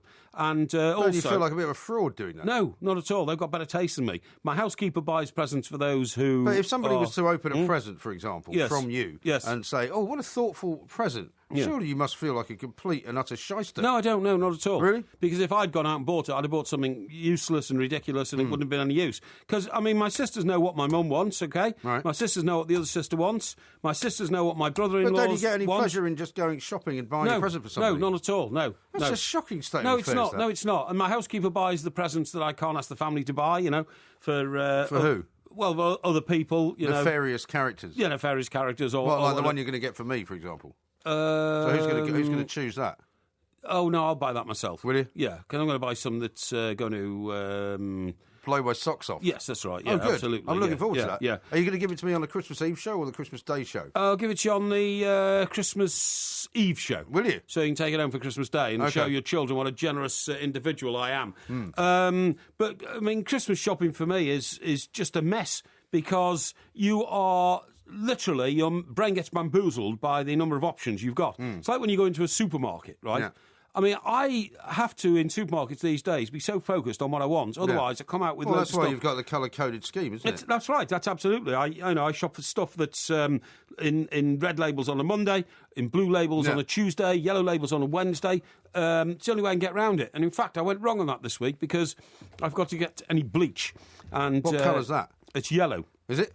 Yeah, it's in yellow containers. It comes in a blue bottle, though, doesn't it? That must be confusing. No. Maybe get on a green day and you mix the two up. It comes in yellow. I mean, I've got big day tomorrow because I've got the gardening people coming in to renovate my roof garden. What right? gardening people? You haven't got a garden. I've got a roof garden. You have not got a roof garden. You've got about 7 or 8 slabs of paving. No, rubbish. I've got a roof garden, and both layers of it are being retiled tomorrow because the last 2 bad winters have caused a problem. Water's got underneath some of the asphalt covering, which wrapped itself underneath the tiles, and it's got between 2 layers of asphalt, so it's got to be removed. Asphalt? Asphalt. With an A. And as a result, the tiles are floating around a bit, so that's all being redone tomorrow. So when I get out of it tomorrow, I've got to be off like a shot because I've got to go and let the contractors in to get on with the garden. It's not a very good time of year to get that done because it's going to be very windy, isn't it, over the weekend? Well, it is, but I can't let it go through another winter, so it has got to be done. Did you see that row that went on last week about a Christmas card? I shouldn't be laughing, but it mocks people who live in council houses. No. Have you seen it? I didn't see that, no. I must have missed that. It's absolutely... Did you come from a council house? No. No, I didn't come from a council house, right? But I came from a house that was built on a council estate. You see what I mean? So how is it not a council house then? Well, because you've got this council estate that's been there for a long time. Right. I mean, what do we call it now? Social housing? I suppose so, Social housing, yeah. And affordable housing. Most of them have been bought by the people who live in them anyway. Fortunately, they've been able to establish their own collateral in their own property. I was told a story the other day, and I'm sure this goes on an awful lot. Yeah. And it was by, I'm not going to say who told me the story, but there's an awful lot of students, apparently, who live in council houses in very fashionable parts of London, renting them for huge amounts of money from the people who've obviously bought them, and who are making a fortune renting them out to students. Like, I mean, I'm talking £2,000-3,000 a month. Well, I don't. How can that be possible? I don't doubt what you're saying, but I mean, there was a story very recently of somebody in Chelsea who bought their council house for £12,200, and have sold it for over £1 million. Unbelievable. I mean, when did it first start? Under the Thatcher government of 79, early 80s, so early 80s probably. So 80, 90, so maybe 25, 30 years ago, it's gone up from 12,200 to 1.2 million. Yeah. But no, what happened? So what was this row about then? Well, what this row was, the I can't remember which chain. Was it? I think it was Clinton's actually. And they ran this this Christmas card, right? And it had a picture on the front of Santa, and it had a picture of what you'd call a typical block of council houses, council flats, council flats, a block of council flats, and it had on the front 10 reasons why Santa Claus must live on a council estate. Right. And it gave these reasons, and this was a serious card being sold by Clinton's. It said, 1, I mean, this is so insulting to people who live in council houses. It said, 1, he has a serial record for breaking and entering. I mean, that's terrible. 2, he uses various wild animals to pull his sleigh. 3, he only works once a year. 4, he's never actually been seen doing any work in his whole life. I mean, this is honestly. But I mean, what you're going to tell me, presumably, is that there was such a row about it that it had to be withdraw the card. You see, that's lewd. Isn't that ridiculous? But it gets worse, doesn't it? 5, he drinks lots of alcohol during working hours. 6, he barely leaves his home for fear of being recognised. 7, he wears the same out-of-fashion clothes every day and never washes them. 8, he uses loads of different names and aliases purely for his own gain.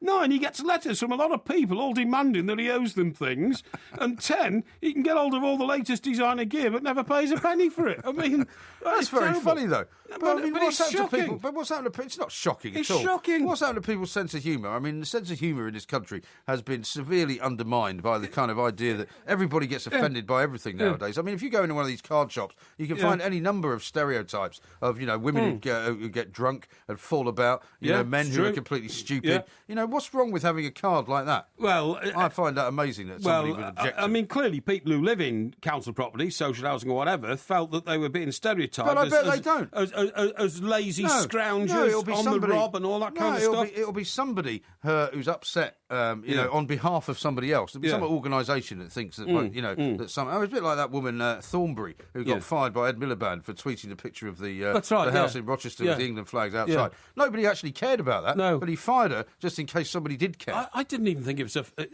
offensive.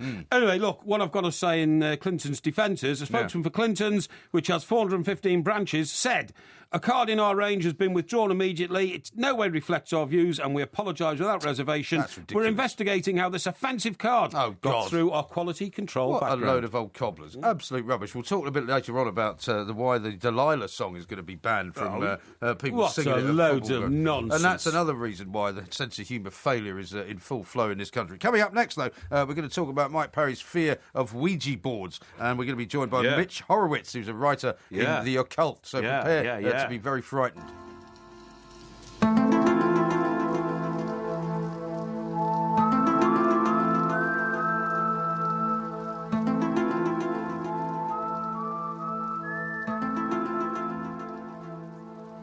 Recognise this music? That was the Omen, wasn't it? No. Was it? It was X-Files. Well, the X-Files, okay, yeah. With Gillian Anderson. Oh, right, David Duchovny. She's very popular, Gillian Anderson. Yeah, she's in this new show called The Fall, which people keep raving on about, which I haven't seen, actually. Is this like The Fall as in autumn? Huh? No, I don't think it's anything to do with that. I think it's like a crime show. It's on television. You're going to be Porky Vision later. You should know about this stuff. Hang on, what does the actual word fall relate to? People falling? I don't know, I haven't watched it. Well, it's no good you coming on here and saying it's The Fall, and I say, does that relate to autumn? Well, it's got nothing to do with autumn, has it? Now, in what song was The Fall used that was very, very popular? Well, there was a band called The Fall, which were very popular. No, don't you remember the Supremes, Nathan Jones? No. Winter, spring, then the fall. Do you mean winter, spring, summer and fall? That's it.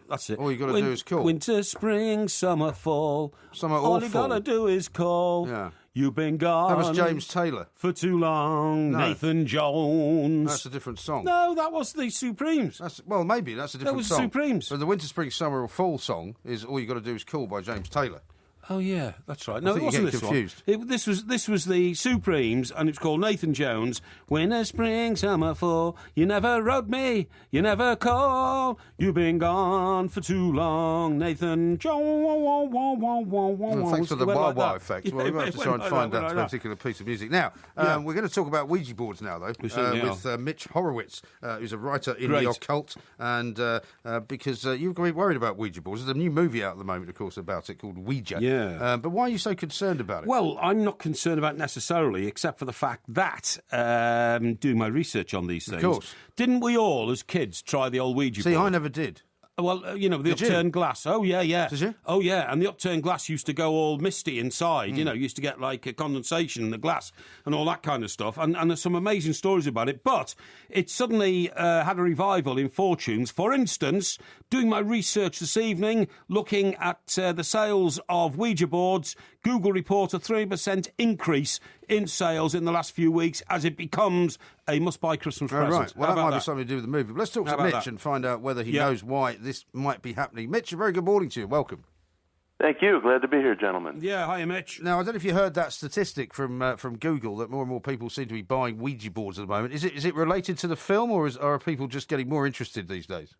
Oh, it's definitely related to the film. Ouija was on a real decline in the States and worldwide. Mm-hmm. In fact, several years ago, I had trouble getting anybody to even talk to me about it at the toy company Parker Brothers. They kept the whole thing very quiet.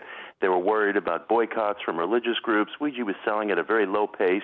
They were just barely keeping the thing in production. And suddenly, with the release of the movie, there's been a major uptick. This is the first time Ouija sales have increased in probably 25 years.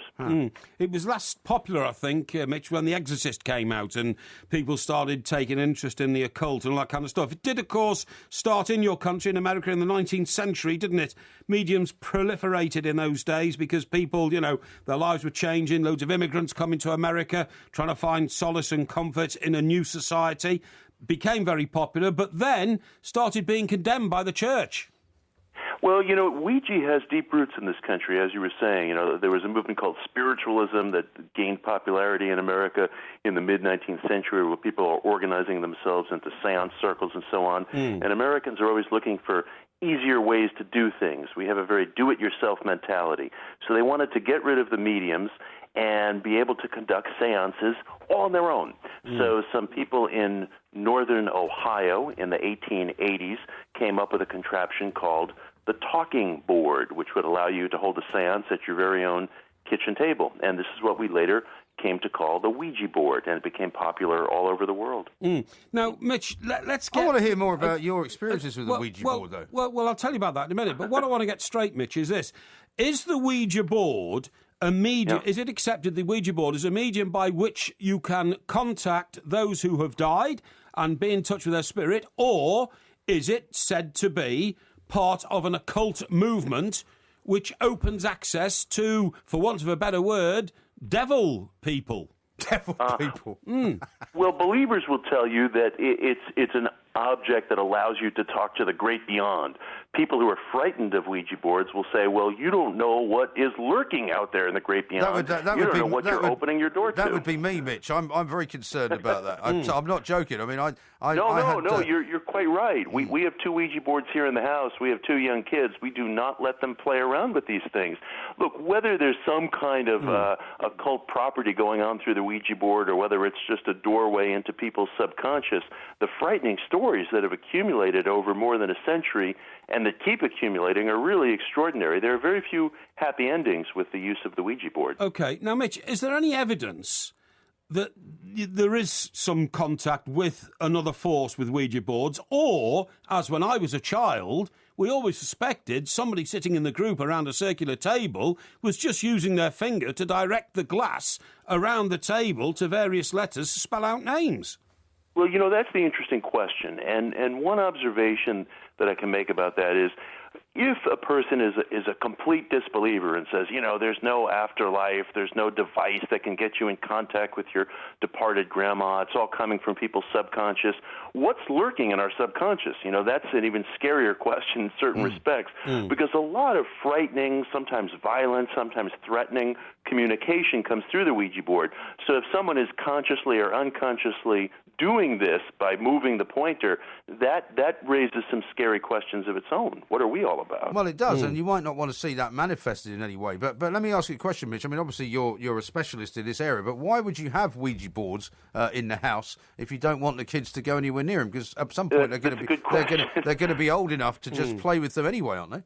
Well, I love the aesthetics and the history of Ouija boards. They're scary objects, they're fascinating objects, they're intriguing objects, and I have experimented with them myself, but I came to conclude that this is not a doorway that you want to open. So people are free to try their own experiments, you know, and why did you conclude that, though? What happened to you? Oh, I just found that there were just too many stories with tragic endings. There were too many instances where people were using the Ouija board and encountering some really scary things. There just weren't any happy endings there. You mean like scary things as in something coming into the room, something coming into the house? What? Well, I'll give you one case in point. There's a woman I know who was receiving these threatening phone calls at work. She was sitting at her desk, and first she was getting hang-up calls, and then eventually the phone calls started to take on a threatening tone. There was a man with a very deep voice who was speaking into the phone, making threats against her and her family, so she called the police. The police tracked the calls. The calls were traced back to her own house, and it turned out that these phone calls were being made by her own son, who had been messing around with the Ouija board, and he claimed that he was possessed by something coming out of the Ouija board. Now, whether that's true or not, that totally gives me the chills. It's chilling, isn't it? Yeah. The Ouija board served as a sort of a key that turned something, and whatever hostility, whatever problem this young man was experiencing, the Ouija board served as sort of a key turn, and it spilt over into this disturbing incident. So you hear a lot of stories like that, whether it's occult, whether it's psychological.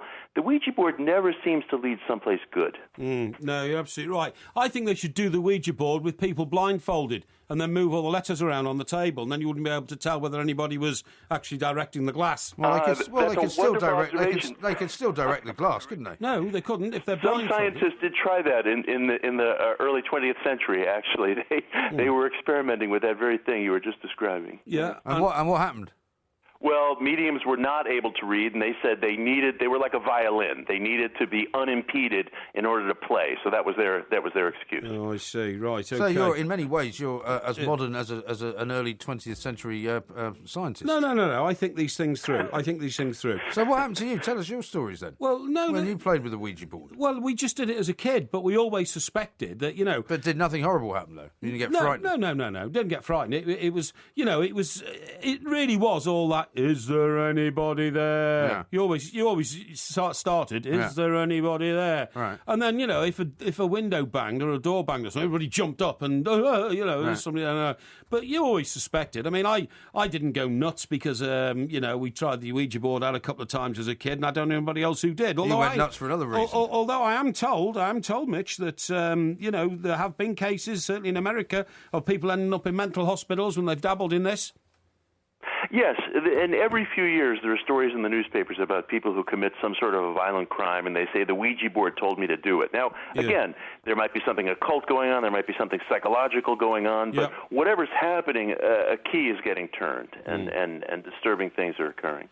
Yeah. Very frightening situation. Mitch, thanks very much indeed. Mitch Horowitz. So the sales of these things are going up, what did you say, 300% or something 300%. In recent times? Because of this movie that's coming out. You can go and see the movie maybe and report back on it. Well, I might find that a bit frightening. Let me read this to you very quickly. So I've done my research on the Ouija board. Why do you keep saying you've been doing your research? Because I do my research to make sure the audience don't think I'm just talking complete drivel. Okay? Well, most of them do because they keep picking you up on all the mistakes you're making. Now, do you remember Frank Ifield? Vaguely. I remember you. Right. Yeah, I don't remember him. Yeah, listen to this. This is a case about Ouija.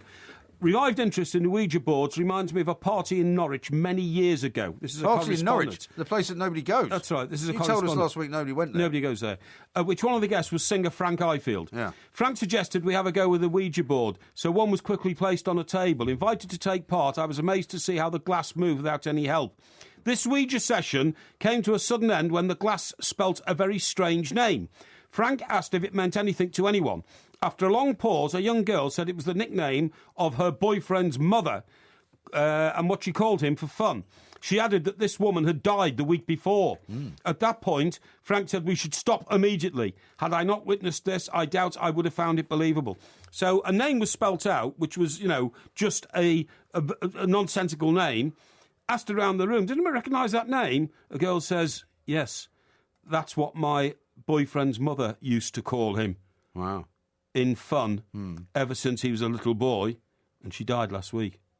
Spooky. That is spooky. But that's why I would not want to get involved in any of that stuff because, you know, my ex-brother-in-law, funnily enough, wrote a book which ended up being about the Amityville Horror. Do you remember that case out in Long Island? Yeah, I do. Because there were these two people called the Warrens, I think they were called, who were basically, exorcists, and they would go to various properties in New England. And New England's thought to be a place where there's quite a lot of hauntings. Oh, the old Salem witches and all that? Yeah. And, you know, he told me some terrible stories about, you know, having to go to that house in Long Island in Amityville where it all happened. And stuff that he saw. And I just gave me the creeps altogether. And I mean, I'm not one of these massive believers in, as you put it, the devil people. But I would not want to get involved in a Ouija board situation at all. Now, I've got a few more texts and tweets to read out to you. You can text us on 81089. Tweet us at the two Mites, at Mike Parry 8. Wannabe Rockstar says this. Matt Parry should fly a drone at Goodison Park. It would be the only thing there ending high up this season, which is quite droll. Here's one from William who says, once Porky's roof garden is completed, I can see him entering it in the Chelsea Flower Show next year. Yeah, why not? Which is an idea for you. And Alan in Stretham's another expert on Superman. He says, Terence Stamp was in prison with 3 other criminals in a sheet of glass to roam around in eternity. That's right. The glass smashed and the 3 villains became free and came to Earth and had the same powers as Superman. They were all dressed in black and it was Superman 2, a great film as battle ensued on Earth, good versus evil. Yeah, that's absolutely right. Well, you didn't say any of that. I knew all of that, but I didn't. You may have known it. Well, I assumed the audience did. The reason they got freed from the sheet of glass was because Superman rescued the Eiffel Tower from being blown up by a nuclear bomb, took it into space, and catapulted it out into, like interstellar Nowheresville. And that happened to be where the villains were incarcerated in the glass. Oh, right. Yeah. And so is that why the glass broke? Yes, that's right. Yeah, it was, yeah. It was a very unsafe way of imprisoning people then, isn't it? Nobody expected a nuclear bomb to be hurled into the Milky Way. No, well, you don't, do you? Yeah, Unless you're a Superman fan. That's right. Unbelievable stuff. We've got lots more to do. Now, coming up in the next hour, we've got Porky's quiz. Now, we've got a slight change to the format of the quiz this week. Oh, really? Because lots of people have been saying that, because you're always arguing... gerrymander the answers. Yeah, because I allegedly gerrymander the answers. Because you do. What we've done now is we've come up with... It's an anniversary of QI. Do you ever watch that show? Thieving mindset. You're not paying attention at all, are you? Yeah, go on, yeah. What did I just ask you? Yeah, he asked me about the questions and answers. You just weren't listening. QI, have you ever seen the show? QI, no. No. So that's not going to form part of your Porky Vision review then this week? Definitely not, no. It's quite a popular television show starring Stephen Fry. Is it? Where they ask a lot of questions. I don't watch anything that Stephen Fry's in. Don't you? No. Oh, well, you won't like this then. I think there's too much of Stephen Fry on the telly sometimes. He's a very nice man and a great intellectual. But I just... He said attempting to recover. I just like to remember him in Blackadder, where I thought he was brilliant as Colonel Melchett. Thank you. Wasn't it Colonel Melchett? It was. Yeah. Now, so we're going to take a leaf out of their book, because they've got a book out, funnily enough, for Christmas, and so we're going to be asking you questions to which the answer is either true or false. So you've got at least a 50-50 chance of getting 5 out of 10. Okay. All you've got to say is true or false. Well, I don't like those sort of quizzes. Don't you? No, because they're guesswork. Well, we haven't got time to do it otherwise. I like to expand my knowledge and the audience know that I'm very, very well read on things, and that's just guesswork. I don't like this. I don't like this formula at all. Okay. This is Talk Sports Extra Time. I'm Mike Graham. Lots more to come, of course. Mike Parry is here with me. You can find us at the two Mites, at Mike Parry 8, and at IROMG. We're going to look at the back pages coming up in a little while. We've seen Jensen Button's on a couple of them. Apparently, he's taking his place once again in the McLaren team. But I'll tell you what I didn't realise. He's making £12 million a year driving for McLaren. And apparently they're going to cut his wages a little bit. I read it was a £30 million deal between the two of them. Does that mean Alonso's getting paid more than him? I guess so, yeah, because we'll find out from Ben when he gives us the lowdown a little bit later on. But seemingly they're giving him a huge pay cut. That's an incredible amount of money, isn't it? Oh, it's a ridiculous amount of money. I think if I've got it right, and I don't think you ever know the actual specifics of these figures, I think Lewis Hamilton is on $20 million a year for driving. Well, I mean, he won Mercedes. the championship, so that's fair enough, I suppose. Well, yeah, but Jensen Button's a former world champion as well, and I think you carry that reputation around in Formula One. In Formula One, a lot of the time, these Formula One drivers are like prize racehorses. Yeah. In the sense that Damon Hill retired after he won the world title. That's right. Nigel Mansell retired and went to America and drove in the IndyCar. Yeah, he tried that out for a while, didn't he? Yeah. I think Jack Villeneuve didn't last long after he won the title, did he? I think you may be right. I think he went off to start his own team or something, and that didn't prove to be the success he'd hoped it would be. And so to get a guy like Jenson Button, the longevity of him, 5 years or 6 years now since he won the title, 6 or 7 years, Well, he's I been think. racing for a long time. Oh, he's, an awful like long 18 time. years, 16 years, something like that. When I was doing the breakfast show with Al, and that was way back to 2005, we used to speak to Jenson Button's dad about this young driver who'd just come onto the scene. So that's, nearly 10 years ago now. So he has been around a long time. Yeah, you're absolutely right. Yeah, it's the front page of Telegraph Sport here, and as I say, we'll get to this in a little while. Button's salary slashed. British driver accepts massive pay cut to sign dramatic new deal with McLaren. So he's only in about, $2-3 million a year now? Well, I suppose it's more. It says Alonso has been lured by a series of high-level meetings, and he's now going to be getting a salary of something like 25 million a year. Thought to be one of the biggest ever in Formula One. Well, that'd be 25 and 5 then, if those figures are right that were broadcast on the news earlier. Yeah. So yeah, but I mean, if Jenson Button's getting 5 million a year, my crikey almighty! I mean, that's Premier League football type wages. Well, it's very much at the top end of it as well. I was going to say at a very high level, that's £100,000 a week. That's not bad, is it? Those figures, by the way, about Torres are incredible, aren't they? I didn't realise until this is Milan saying, basically to have him back, he's useless. 175,000 a week. I mean, blimey, that's some sort of risk, isn't it, for a player who's... It says here worthless. Milan tell Premier League clubs they can... And anyway, look, I'm sure Ben, who's going to come in and tell us all about the back page, will be having a look at a bit of that a bit later on. I want to hear about this penguin idea of yours, because I noticed that since Tommy the Chimp's campaign went completely and utterly south... No, it hasn't gone south. He's not actually now going to be it hasn't gone treated south. as a human being. It hasn't gone You've south. now focused your attention on some other penguin-type animals. Well, look... A bit like reindeer animals. Penguins, everybody loves a penguin, right? And I was contacted... Even a ceramic one. Remember the ceramic penguin? Well, remember when you were describing the ceramic penguins on the John Lewis television? Yeah, well, they're not ceramic at all. I couldn't get that. Our model penguin suddenly came to life and then went back to being a model again. I couldn't quite get that, to be honest. It's all in the fancy mind of a child, wasn't it?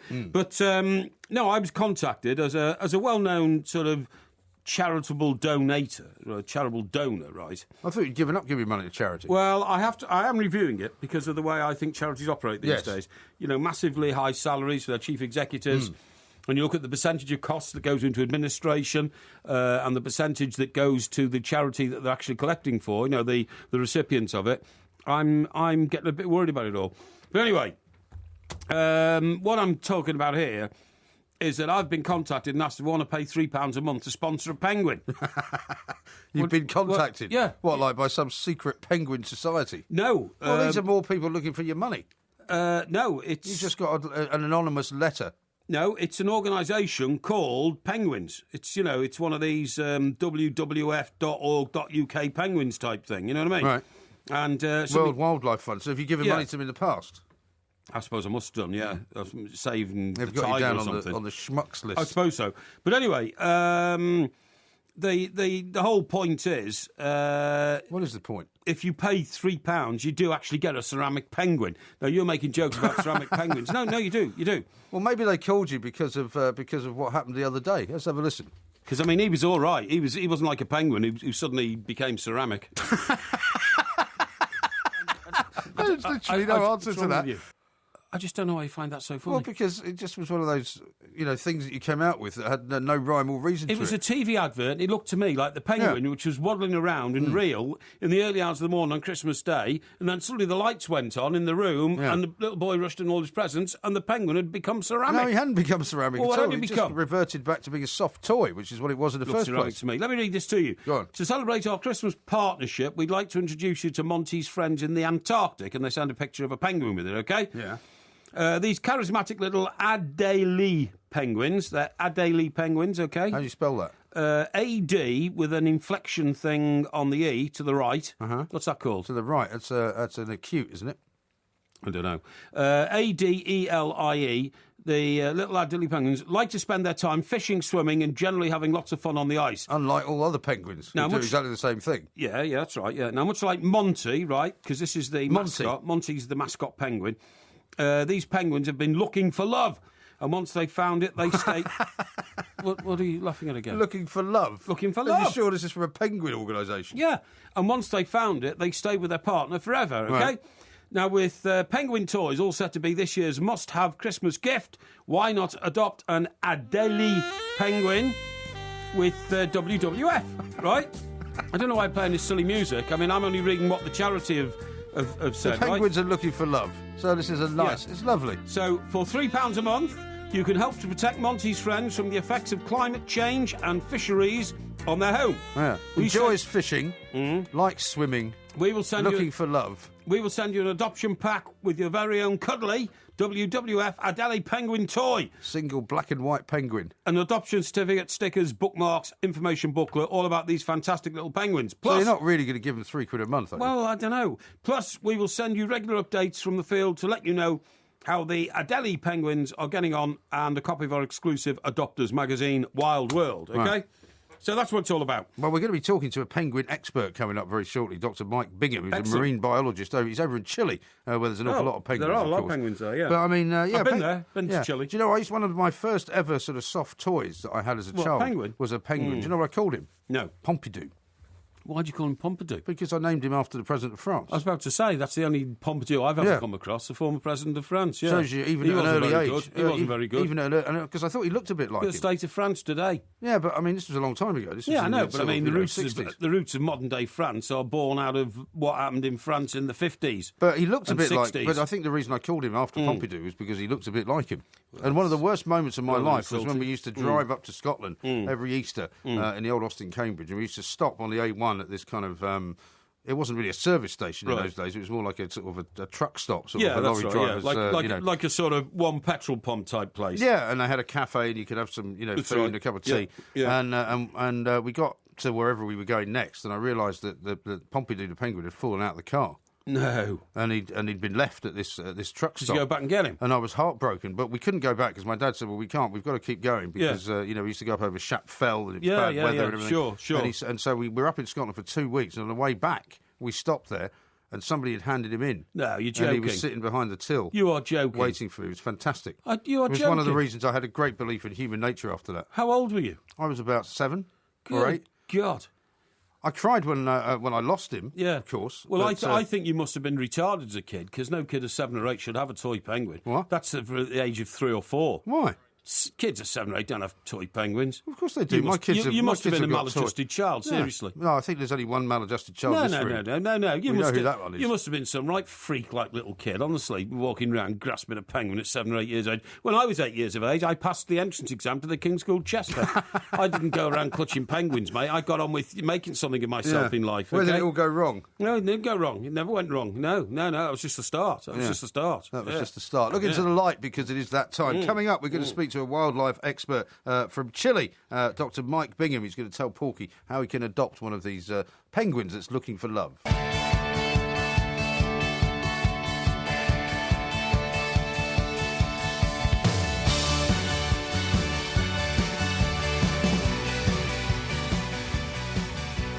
This is TalkSport Extra Time. We are the two Mikes. There will be a podcast coming out a little bit later on iTunes, of course. And coming up a little bit later on in this hour, we'll be doing the quiz for Porky, this time in a true or false format, just because he keeps complaining about the other format. I really want to do that. What do you mean don't want to do it? I have to illustrate my intelligence by analysing the questions and giving you the answer. Right. Well, you're saying we need to reshoot the quiz? Yes, please. Well, if I'm going to do it in half an hour. Well, that's not my problem. It's your problem. You should get the structure of the show right. I thought you'd be happy, because I thought you would quite like to have a different format, because you're so unsuccessful at the other format. No, any idiot can guess true or false and come out lucky by guessing more. Well, that's why I thought you might have more of a chance of getting 6 or 7 out of 10. No, not at all. So you don't want to do true or false? No, I don't want to do true or false. Well, we'll have to redo it all then. Well, I'm sorry, you're going to have to redo it. And by the way, the reason I'm talking funny is... Why are you talking funny? I've just accepted a slice of banana cake cooked by your son. Banana bread, yes. That was very, very nice. Isn't that good, yeah? Very good. And your boy Christopher cooked it. He did, yeah.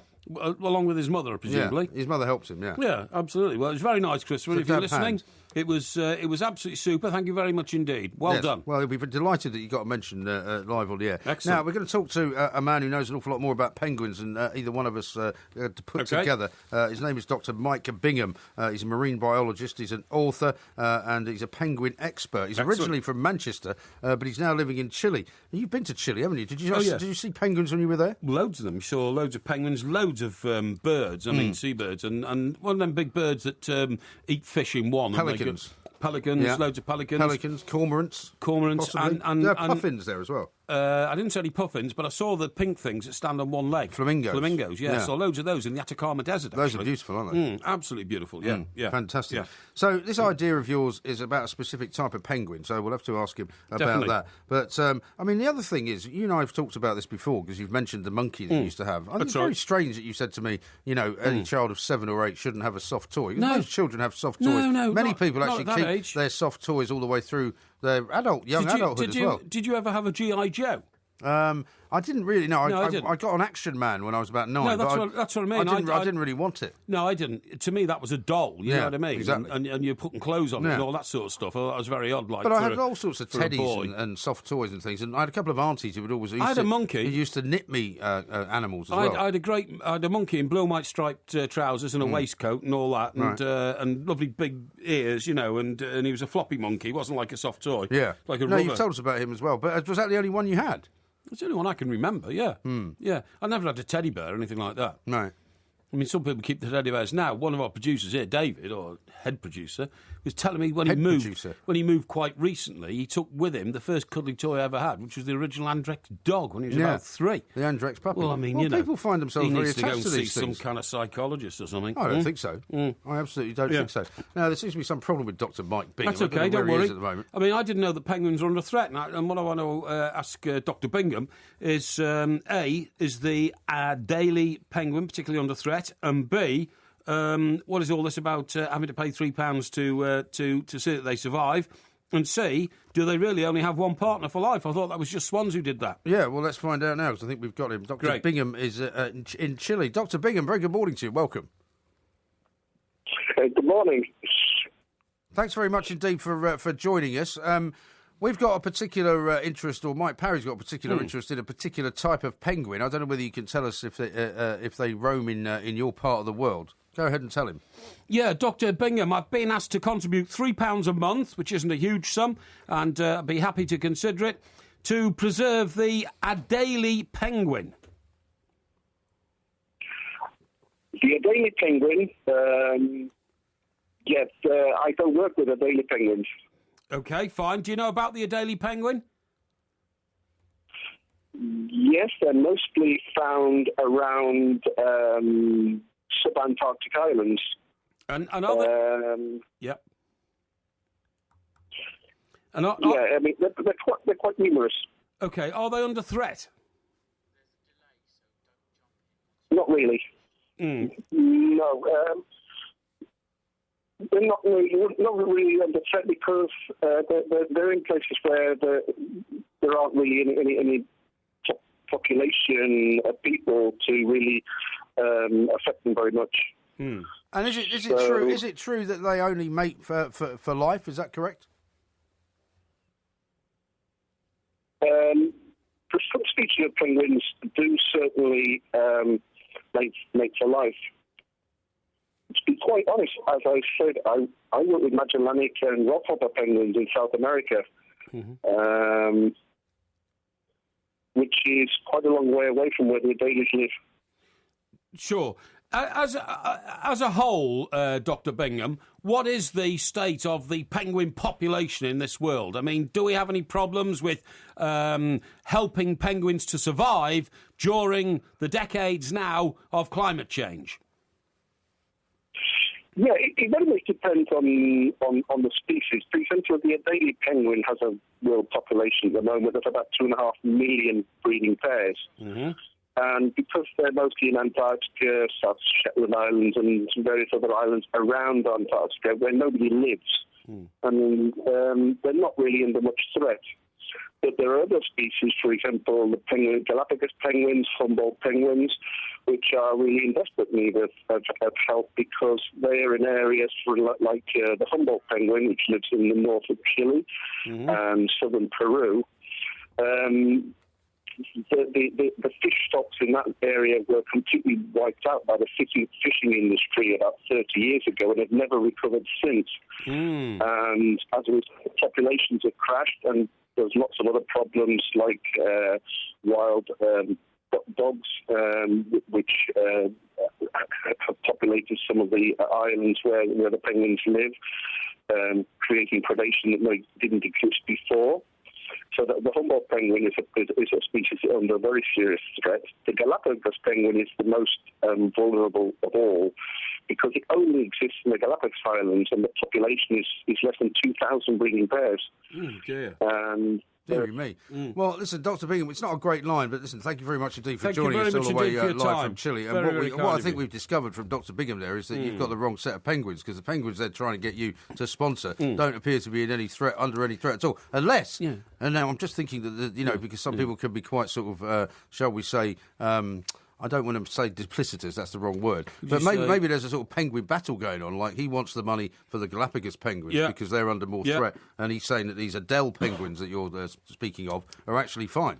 The penguin wars you're talking about here? Something like that. OK. I mean, I bet there's a lot of penguins in the Falkland Islands. In fact, there are. Yes, I know there's a lot of penguins in the Falkland Islands. Well, that's not a million miles from the Galapagos, is it? No, of course it's not. It's the same part of the world. Did you go to the Galapagos Islands when you were down there, by the way? No. Did you not want to? No, didn't know. I don't need to be told again about the origin of the species. No. But it'd be quite amazing to see it in action, though, wouldn't it? Why?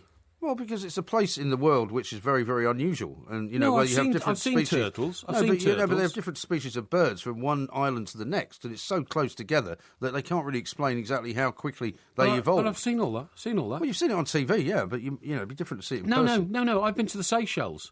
And in the Seychelles, there's one. The Seychelles is made up of over 100 islands, right? Yeah. And what do you call them? Archipelago. Archipelago. That's right. Yeah, exactly. Now there's one island called Bird Island, and that's all there are there. Sooty terns. Yeah. Right.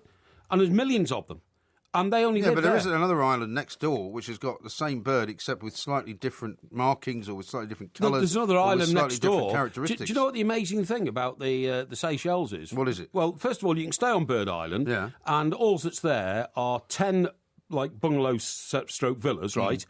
And one sort of central bar-stroke restaurant. Yeah. It's got a pool table in it, actually, as well. Oh, really? Strangely enough, yeah. I can't imagine you in the Seychelles. The only way you can get there is by small plane, flying from Marseille. Is it one of those water planes that lands on the water? No, this one actually landed on a field. And the fire engine, in case the plane crashed and blew up or something, was in fact 6 buckets of water. Right. That was it, on the back of a bike. You know what I mean? Yeah, it was very unusual. What were you doing there? Was that another freebie? It was actually, yeah. And a facility. I'd love to have read your piece. You must bring some of these in, these travel pieces of yours. But these sooty terns, every night at dawn, at dusk, they just fly in.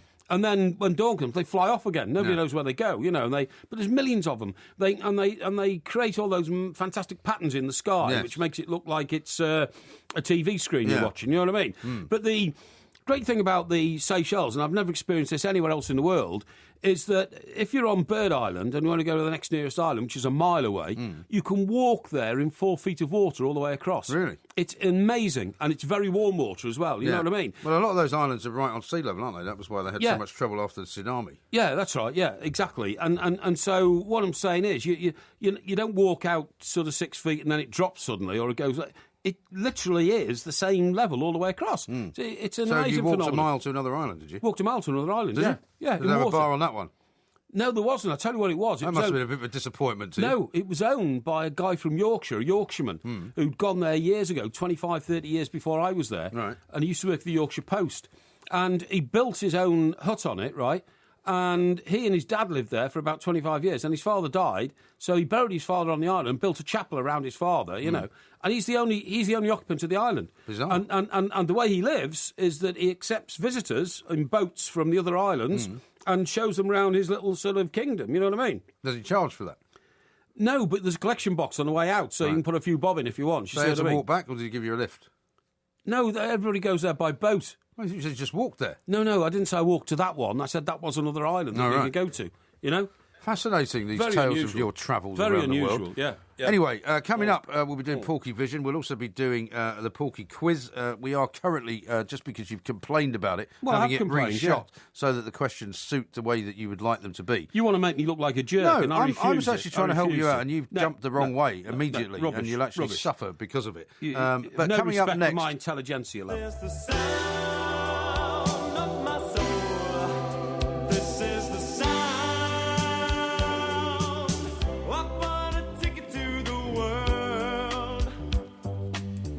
but now I've come back again. Why do I find it hard to write the next line? This is Talk Sports Extra Time. You know that piece of music, of course? No, I don't actually. You don't know, I don't know why you recognise played it. Spandau Ballet. I knew it was Spandau Ballet. But Spandau Ballet. Yeah, Spandau Ballet. Spandau Ballet. But you don't know the name of the song? It's not Gold, is it? No. Gold, da da da da. No, that was one of theirs, wasn't it? Yeah, it was. Yeah, and it's called Spandau Ballet. Same album though. After, not as a tribute to Rudolf Hess, but as a.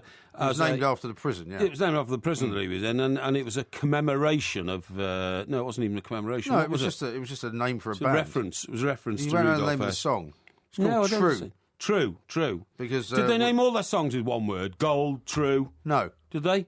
Well, name another one then. I can't name another one. Well, there you go. So how do you know they didn't? Because I know they didn't. How do you know? Because I can find you any number of Spandau Ballet songs that don't have one word as the title. The chances of their having every single song of one word is outrageously unusual. It's the chances unusual. now. It's not definitive anymore because I've challenged you on it. You said no definitively. Yeah, I'm now sure. You're saying probably not. No, I'm saying they will definitely have written a song that has more than one word. What a because joke. they wrote loads of them.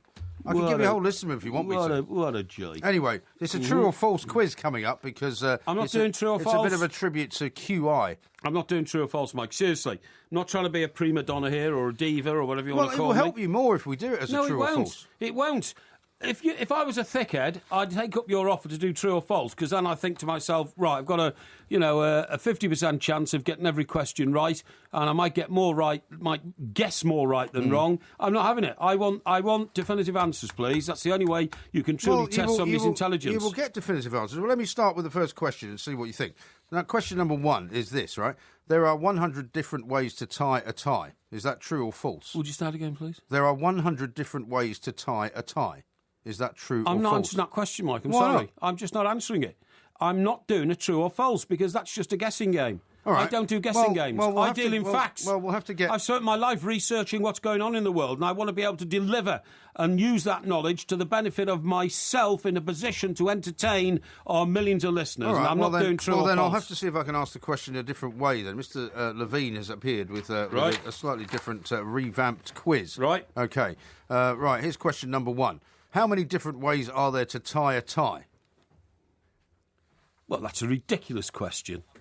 That's a ridiculous question. Only a tie expert of the highest order can possibly answer that question. Well, I've been instructed that I can give you 10% either way on this one, so you can just take a wild guess at the number. I've already asked you the question the first way, which would have been easier, wouldn't it? No. There can't be more than 30 ways you can tie a tie. Moving on. Incorrect. OK, and what's your There's answer? actually 177,147 ways to tie a tie. Ridiculous question. Question number two. What fruit floats on water but sinks if you peel it? Ooh. By the way, what's the subject of this quiz? It's just a general knowledge quiz. General knowledge, yeah. You see, you've messed it up because originally it was all done on true or false. No. I'm not doing true or false. That's a guessing game. So now the questions have been changed to make it more difficult for you. Right. No. So what fruit floats on water but sinks if you peel it? That would be.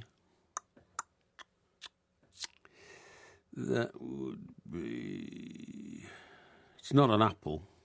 It's not an apple, definitely. You wouldn't peel an apple, would you? Yeah, you could do. You could peel an apple. You could if you wanted to. It's not an orange or a grapefruit because they're of the same genre. Genre.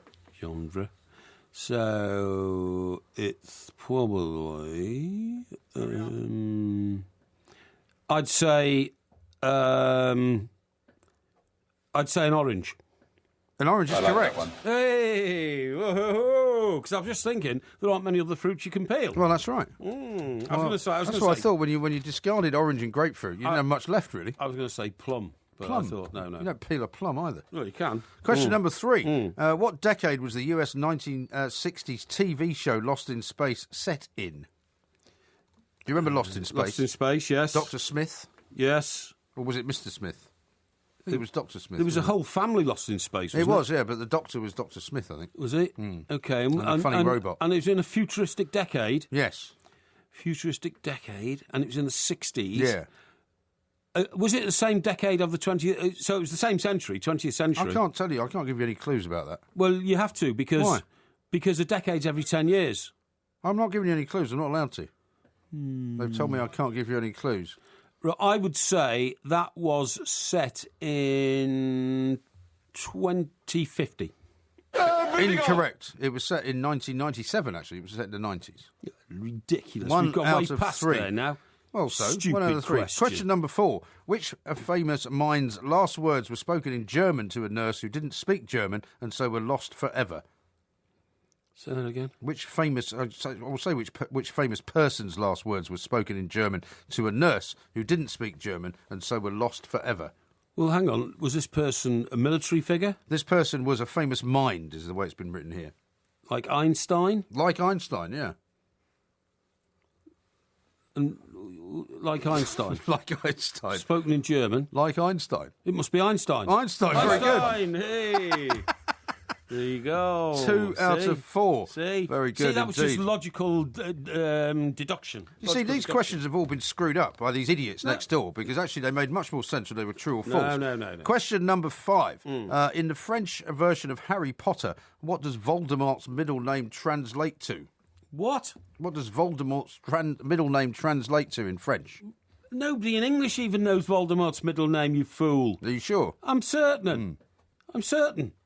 Well, you're not going to give me an answer then. Well, I can't give you an answer because nobody knows that fact. Nobody on Earth knows that fact. Well, I know that fact. No, you don't know the fact. Because it's come out of the QI book. Yeah, well, there you go, you see. I mean, this is a nonsensical question. Right? I shouldn't accept this question. Well, you get it wrong then. I'm not accepting the question. His name translates as Elvis. Well, what is it in French? I don't have that information. Excuse me, you're telling me that the word Elvis is pronounced differently in French? I'm not telling you that. What's it pronounced as? I'm not telling you that. Elvis? I'm not telling you that. Or Elvis? I don't have that Elvis? information. That's a nonsense question. You got 2 out of 5. Question number 6. The last woman to be tried for witchcraft in England was convicted in what year? It's a Ouija board question. 1723.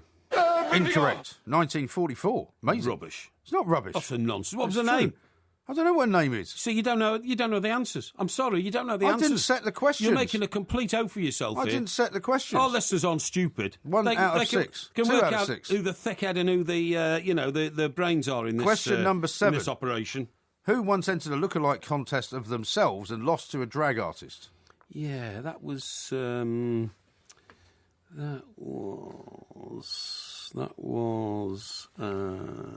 think. That was. Hang on. Oh, I know who it was. It was. You know who it was? I think I know who it was. Good. I reckon it was Freddie Mercury. Incorrect. Moving on. It was Dolly Parton. Dolly Parton, that's right, it was, yeah. It was Dolly Parton. You see, you knew that one, didn't you? I did, yeah. 2 out of 7. Number 8, this one you should get. How many different types of spiders are there in the world? That's a stupid question. What's a stupid question? Well, there's the house spider. Yeah. There's a tarantula. Yeah. There's the 2. There's the money spider. That's 3. There's the Spider-Man. Spider-Man does whatever a spider can. That's 4. Can he fly? Watch him try. I reckon there must be. There are. It's going to take a long time if you're going to name them all. There are 57 different types of spider in the world. No, that's Heinz. That's varieties of Heinz. And what's the answer to this ridiculous question? This one is 40,000, so you're not very close, I'm afraid. And why did you say, "Oh, you should get this right"? When you preempted that question, I said, "Oh, you should get this Well, right." because I didn't think you were going to name 57 different varieties of Heinz. Well, do you honestly think I carry around in my head the knowledge there's 40,000 different spiders in the I've world? no idea what you carry around in your What a head. stupid Nobody question. knows. Question number 9. You've only got 2 so far out of 8. Question Well, number 9. stupid questions, Who that's came why. up with the idea of the gingerbread man? The gingerbread man. Yeah. Who first kind of came? It was an invented author. It was an author. No, it wasn't. It was. No, I can't give you any more clues, but it wasn't an author. Well, what do you mean, the gingerbread man? Do you mean the book that was written called The Gingerbread No, Man? who first came up with the idea of eating a gingerbread man? Oh, I tell you who it was. It was in a Hansel and Gretel tale. No, that wasn't real. Well, I didn't think gingerbread men were real. You can buy them in a bakery. Buy them in a bakery. They're not real in the sense that they don't walk around. It was a famous baker. No, it wasn't a famous baker. You don't know, do you? Well, if gingerbread is baked stuff, then a baker must have baked it. No. In that case, it could be somebody famous, like, for instance, Florence Nightingale.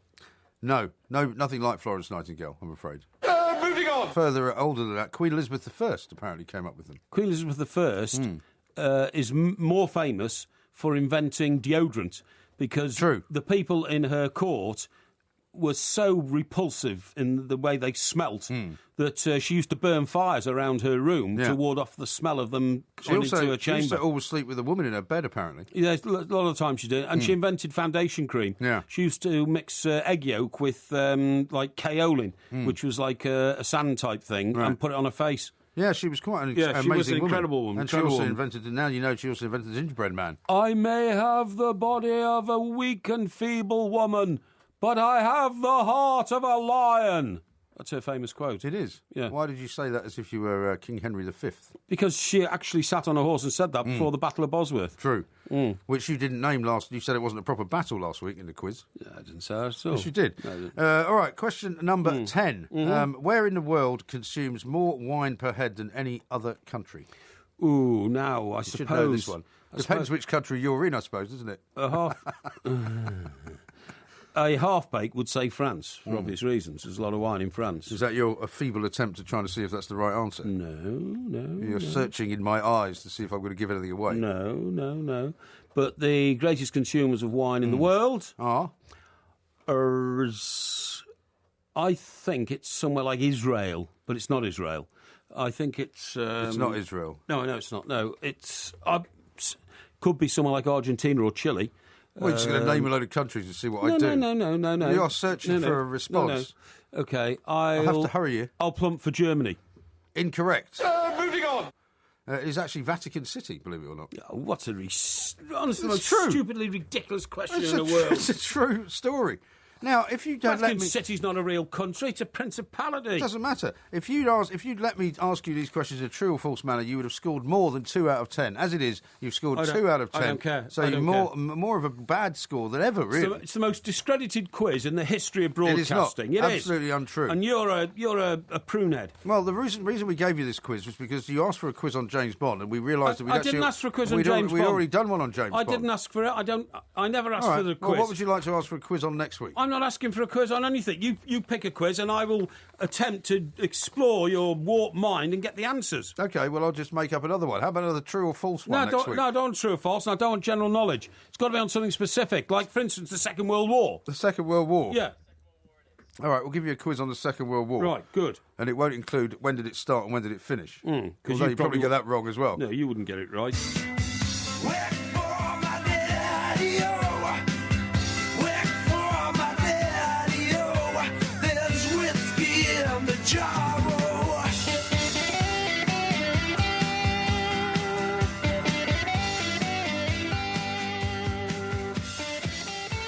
This is TalkSport Extra Time. We are the Two Mics. There will be a podcast coming out a little bit later on. I've got a text here from somebody who says Muhammad Ali went to Norwich in the 70s to promote Ovaltine. Oh, did you know that? No, I didn't know. I had no idea. And here's one from somebody... We are the Ovaltines, and you don't have to we sing like every to single time I give you a... It's not like word association and songs. Okay. Porky hasn't got a mind to bend, says this texter, so magic mushrooms wouldn't have any effect. And Winford from South Wales says, that Mr Parry needs to man up when he doesn't know the answers instead of trying to blame you, Mr Graham, for setting silly questions. Well, they're stupid questions. I think that's a very good point to say the make. biggest wine-drinking country in the world is the Vatican City, that's the most stupid question with the most stupid answer I've ever come across in my life. The contestants pretty I met stupid the Pope, as well. I got blessed by the Pope. Yes, I know you did. Got blessed by the Pope in Ireland. Yeah, but it's not about you, this bless show. You, my though. son. It's not bless just you. about you. We're going to talk now to a man who knows an awful lot about one of the things that we do quite regularly, which is to drink spirits, whiskey in particular. His name is Bill Thomas. He's the owner of the Jack Rose Dining Saloon in Washington, which is known as one of the best whiskey bars in America. Bill, a very good morning to you and welcome. Hey, how's it going? Yeah, very well indeed. Are you in Washington, D.C.? Yes. Because I'm just trying to work out. White House. Mr. Parry used to live in Washington, D.C., and I used to spend quite a bit of time there. Yeah. So we almost certainly must have been in the Jack Rose Dining Saloon. You're right by the White House, you say? Are you near Abbott's? Not too far, about are you near about a mile. You near Abbott's Grill, then?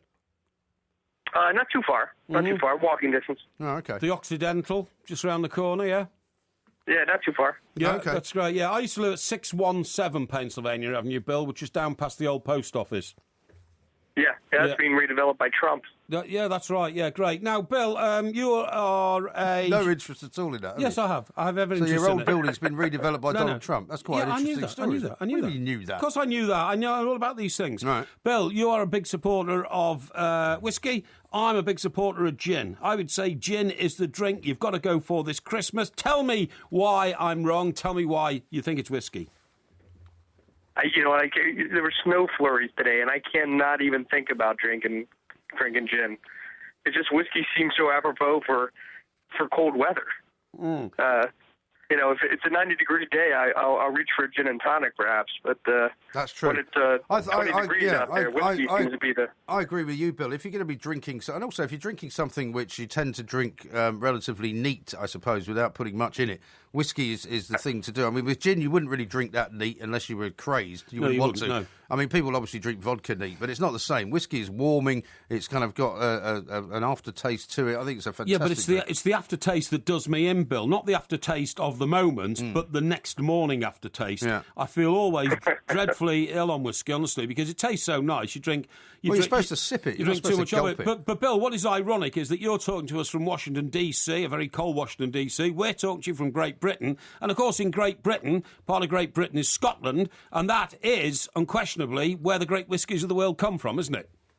Absolutely. You've got more great distillers in Scotland than anywhere else in the world. But the funny thing is, I'm looking at some figures here from the best whiskey brands in the world, and I guess this means the top-selling whiskey brands in the world. And this is in order, right? Number 5, Suntory. Number 4, Canadian Club. Number 3, Jameson's Irish. Number 2, Johnny Walker. And number 1, Jack Daniels. So, I mean, it's not as if Scotch whiskey in particular, or malt whiskey even, is the number 1 or even in the top 5.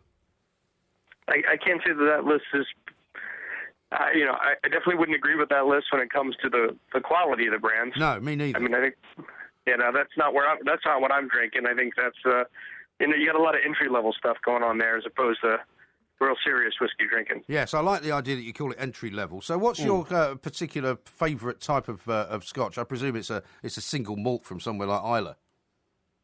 Yeah, I mean, absolutely. I mean, I would have to say I go for the smoky peaty stuff. So, favorite new distillery, obviously Kilchoman. Best young whiskey in the world right now, as far as I'm concerned. Oh, really? Okay. And is which one? Yeah, and Kilchoman. Kilchoman. Oh, yeah? I don't think I've actually tried that. No. You see, thing is, Bill, I think it's a generation thing. In the 70s, gin was terrible. It was ruined by disgusting type of tonic.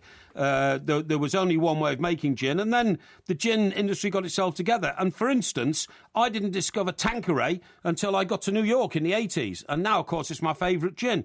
And we've produced fantastic gin since then. Berry's No. 3 London Dry is a particular favourite of mine. Warner Edwards Harrington Dry, Sacred Gin, Spectator Gin. We never used to have all these in gins, and now the gin industry has become a research fellowship for those seeking that unique taste.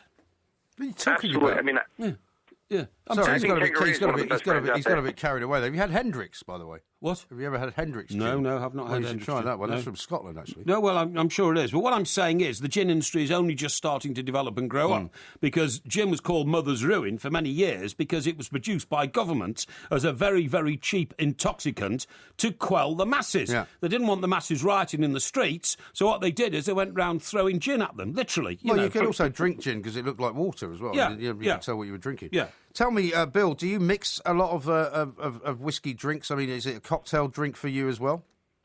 I mean, it is. It can be used as a good base spirit for a cocktail, but generally, we promote whiskey neat, and we also promote it, at cask strength, at high proof, as opposed to a lot of gins that's running, 80 proof, 86 proof. People are starting to learn how to work with gin, that's for sure. And there's like 2 or 3 new categories. Just recently created like a Nouveau American and some other gin brands. But at the end of the day, a cask strength, single malt, to me is about as good as it gets. Yeah. You don't need to add anything to it. No, I totally agree. Bearing in mind the influence of the Irish in American society, I'm surprised there isn't more talk about Irish whiskey over in your country. Well, you've only got 3 major Irish distilleries. You've got 80 to 100 great single malt distilleries around Scotland. You know, you can't grab that kind of market share and that kind of variety when you've only got 3 major players. Right. And one of the things that I was always amused by when I was living in the States was that there's a lot of kind of what I would call ripping off going on of the consumer in terms of like blended whiskey. You know, when they do the Johnny Walker Blue and they sell, you know, blended whiskey bottles and say it's been blended for years and years and it's 12 years old or whatever it is. I mean, it's almost as though they're kind of making fun of the market in that sense, because they don't really sell a lot of that stuff here, because people either, you know, if you want an old whiskey, you buy a malt. If you want to buy a blended whiskey, that's fine, but you wouldn't fork out a lot of money for it. Well, you know, America right now, especially up until recently, it took what we could get. For the longest time, blends were all we were getting. Right. It's just now, lately, in the last, 10 years, that we've got it's taken off. And single malts are just dominating. I mean, we like I said, we carry about close to 2,000 different whiskeys. And the predominance is single malts. Right. And people pay. People will pay for the oldest and the rarest as well. Okay. In your establishment, Bill, what happens when you see people taking rather too much advantage of the selection of malt whiskies you've got? I'm sure that doesn't happen. Again? I'm sorry? What do you mean? Say that again. Ask that question again. Well, I'm basically asking you what you do with drunks in your establishment. You know, when they get too big a taste for the whiskey and they start fooling around and getting out of hand and all this sort of stuff. Singing, yeah. We get them to a cab as quickly as possible. Oh, you do? Yeah, good. So you've got a sort of... they haven't had anybody behaving like that since you moved out of Washington, to be fair. How very funny. Quality control at its finest. That's great. Well, Bill, thanks very much indeed for talking to us. Next time, Mr. Graham, my broadcasting partner, and I are over in the United States of America. We will head for your bar and we'll enjoy a whiskey with you. All right, sounds good. Take care. Thanks, Bill. Thanks very much indeed. Bill Thomas there, the owner of the Jack Rose Dining Saloon. Well, he must have been there at some point or other. Whereabouts is it again? Well, when he said it was near the White House, but then he said it was about half a mile away or so. So it could be. Depends in which direction. Is he talking about going to Jamestown, or is he talking about coming back into town? Do you mean Georgetown? Georgetown, even. Yeah. Jamestown somewhere else. Far away, that's right. It's quite a bit of a hike, that. It is, yeah. Yes. Anyway, but that was. So in the end, in finishing up, I suppose, because I'm not a massive whiskey drinker, but if I'm going to have a sip of something after Christmas dinner, that'll be what it is, rather than sticking on the wine. Is Southern Comfort a whiskey? It's whiskey based, I suppose you would say, but it's nothing like a Scotch whiskey. I love a Southern Comfort. It's very sweet.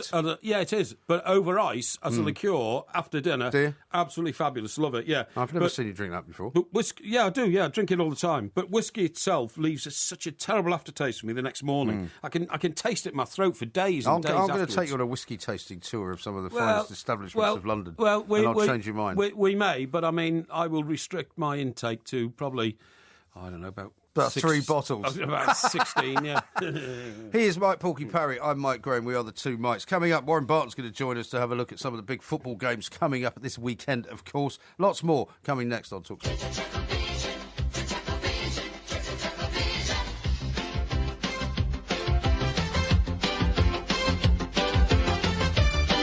We are the two Mikes. He's Mike Parry. I'm Mike Graham. There will be a podcast coming out a little bit later on this morning. Of course, look for it on iTunes. Look for it on the at the two Mikes Twitter account, I should say. And it's time now for Mr. Parry to cast his eye over all of the important television programmes of the past few days and what's coming up perhaps over the weekend. When we do the Christmas show, we'll talk about all the Christmas TV, because you'll have a chance to prepare properly for that. But since you've told us all night that you've been researching every single subject in a big way that you've been talking about, I'm sure you've got lots of interesting stuff to tell us about what you've been watching on TV. Well, I haven't had a lot of time to watch a lot of TV this week. I have to admit that from the start. What other TV reviewer could possibly start the TV review section with that statement? Right. Well, I'm just being honest. You see, because I want to, I have to spend my time, getting into things, researching, doing the work for here. Now, there's a thing called The Lost Honour of Christopher Jeffries on TV. Oh, yes. Wednesday night. So that was sort of the night before last. I saw a lot of trailers for that, but I didn't actually see it. No, I didn't either. And so you're going to tell us about it, are you? Well, no, what I was going to say was I read the reviews of it, and the reviews of it said it was actually a bit, sort of bit far-fetched, yes, for want of a better word. But as I didn't see it, I don't really want to criticise it. But I think that's wise. It's one of those that I wanted to see, and I thought it would have been quite interesting because, of course, it was a big news story, wasn't it? That you and I, followed avidly. Yeah. And it would have been good to get into. Similarly. So you're just going to sit here and tell us about all the things you didn't see? No. Spike Milligan, Love, Light and Peace. Yes. Right? Saw a bit of that. Did I tell you I met Spike Milligan outside the hospital where Peter Sellers died? When I had to pretend to be a doctor to get into Peter Sellers' room. Yeah. You didn't tell me you met Spike Milligan. Yeah, well, what happened was we came out, got outside, and I managed to avoid getting arrested for impersonating a doctor.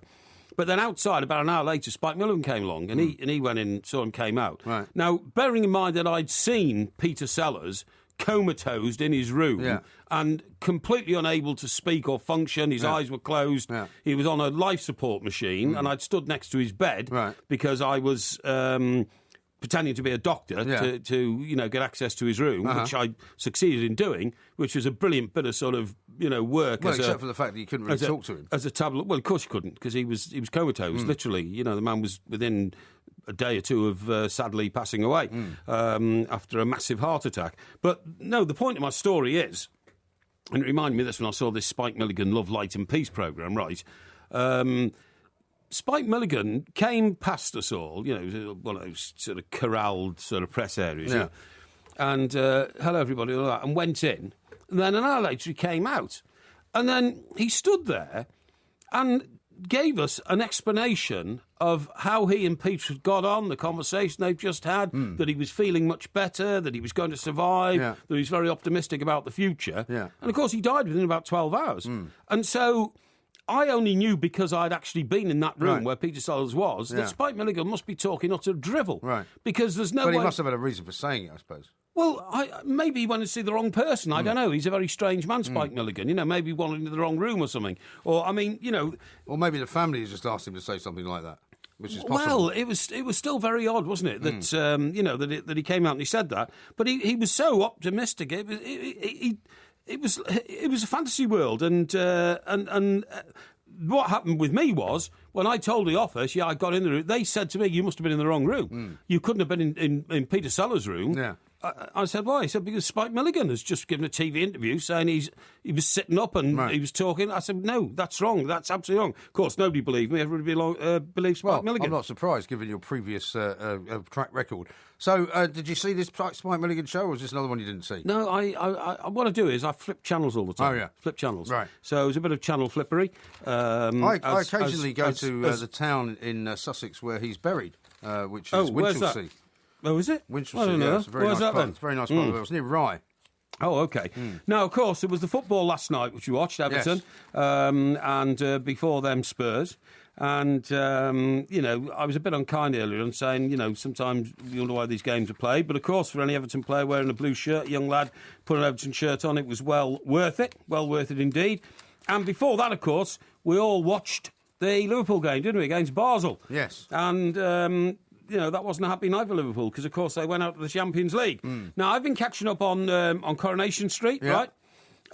Because I've fallen a bit behind with that one, and Peter's now out of jail. Some people are saying you're about a month behind the last time you were talking about it. Peter's now out of jail and trying to get back into society and all this kind of stuff, you know what I mean? Gone through a terrible ordeal, being accused of a murder he didn't commit, and it's a terrible thing to happen. And then, of course, last night, which is Thursday night, before coming here, what we had to take in were a few of the... Why are you speaking a broken English accent now? I'm not speaking a broken English accent. What are you talking about? You said Steve McLaren-esque. No. I'm just gathering my thoughts together. Yes. Paul O'Grady did a show on dogs. He does a lot of dog shows. It's called For the Love of Dogs. And very good. I was channel flicking. What are you laughing at? This is the worst TV review ever. No, it's not. I mean, and that's saying something. Now, the other thing is, there was a programme on last night, which I have recorded, so I'll be able to give you a view on this next week. No, good. But it's called Braveheart, The True Story. Yeah. And it was billed... Is this like the making of the movie or something? No, not at all. This is the true story about William Wallace. Exactly.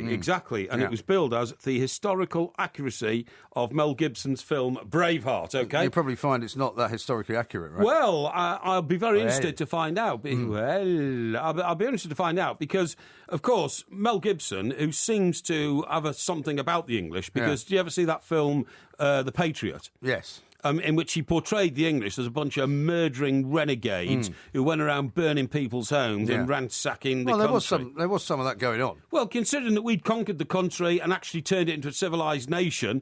well, that's one way of looking at it. Cleared the country of Native Americans, which was an utter disgrace, right? But we didn't do that. The Americans did that. We didn't. We were quite happy to live... well, who were the Americans? Cheek by jowl. Well, they were the French. Because the French... The Americans were the French? Well, the French came from, America.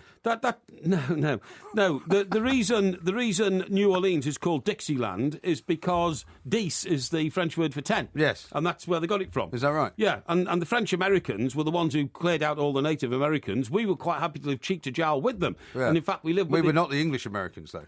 No, we were the English conquerors. And it's quite confusing, this, isn't it? And it was... So who was the War of Independence with, then? Well, that was with... the French Americans. Well, mostly, yeah. Yeah, absolutely. Absolutely, mostly the French Americans. No wonder they wanted to fight us then. That was 1812, by the way. Being French. And that's when... when they wrote the Overture. That's when, of course, this week, Prince William, because I watched a bit of him on telly, by the way, him and Kate in America, which I thought was quite good. And, of course, he went to the White House, and, there was big talk about the last time there was an English monarch in the White House. Yeah. We were burning it, that's right. at the time, because we did burn it down. Wasn't the War of Independence in 1776, though? It was 1776, yeah. 1812. 1812 was the Overture. The Overture, that's right, yeah. Cannons. That's right. Now, the Braveheart story, right? I mean, Mel Gibson, which is the original point of the story, who... I'm glad we got back to that. It seems to be a bit When's this on, by the way? It was on last night at 10 o'clock. Oh, right. So I've recorded it, so I'll be watching it. Oh, good. So you'll be able to tell us a week later what it was about. I'll tell you next week. Excellent. But the point is, Mel Gibson portrayed William... My name is William Wallace. Yes. And apparently he was 6'6" tall, William Wallace, which is massive for a man in those days. Yeah. He's about 2 feet tall than everybody else, No, it's true. I'm not sure if he actually was as tall as that. I think by legend he was that tall. The rest were all little Scottish midgets. But the point... I'm not being rude or unkind well, you're to the sort Scots. of height. That's all right.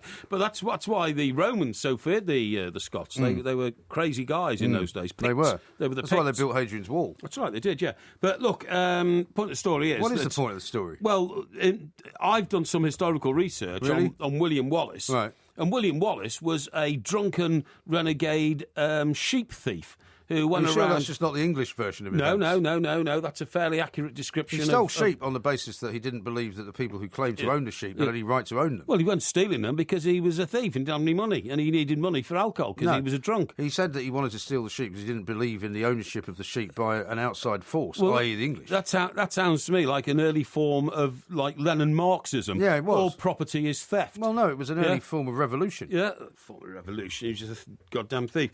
But this idea of him being, this ultimate hero and all this kind of stuff. Well, he does have a monument built to him. Yeah, I know, but the monument was built for him by the Scottish.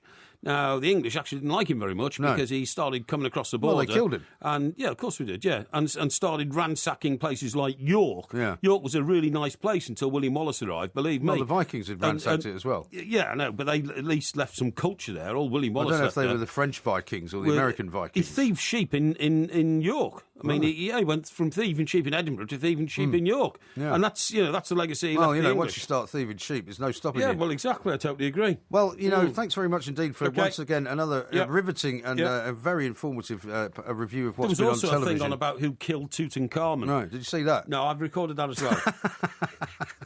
So next week, Porky Vision will be a collection of things that Porky recorded a week earlier to watch a week late to tell you whether it was any good or not, in case you want to be concerned about missing it.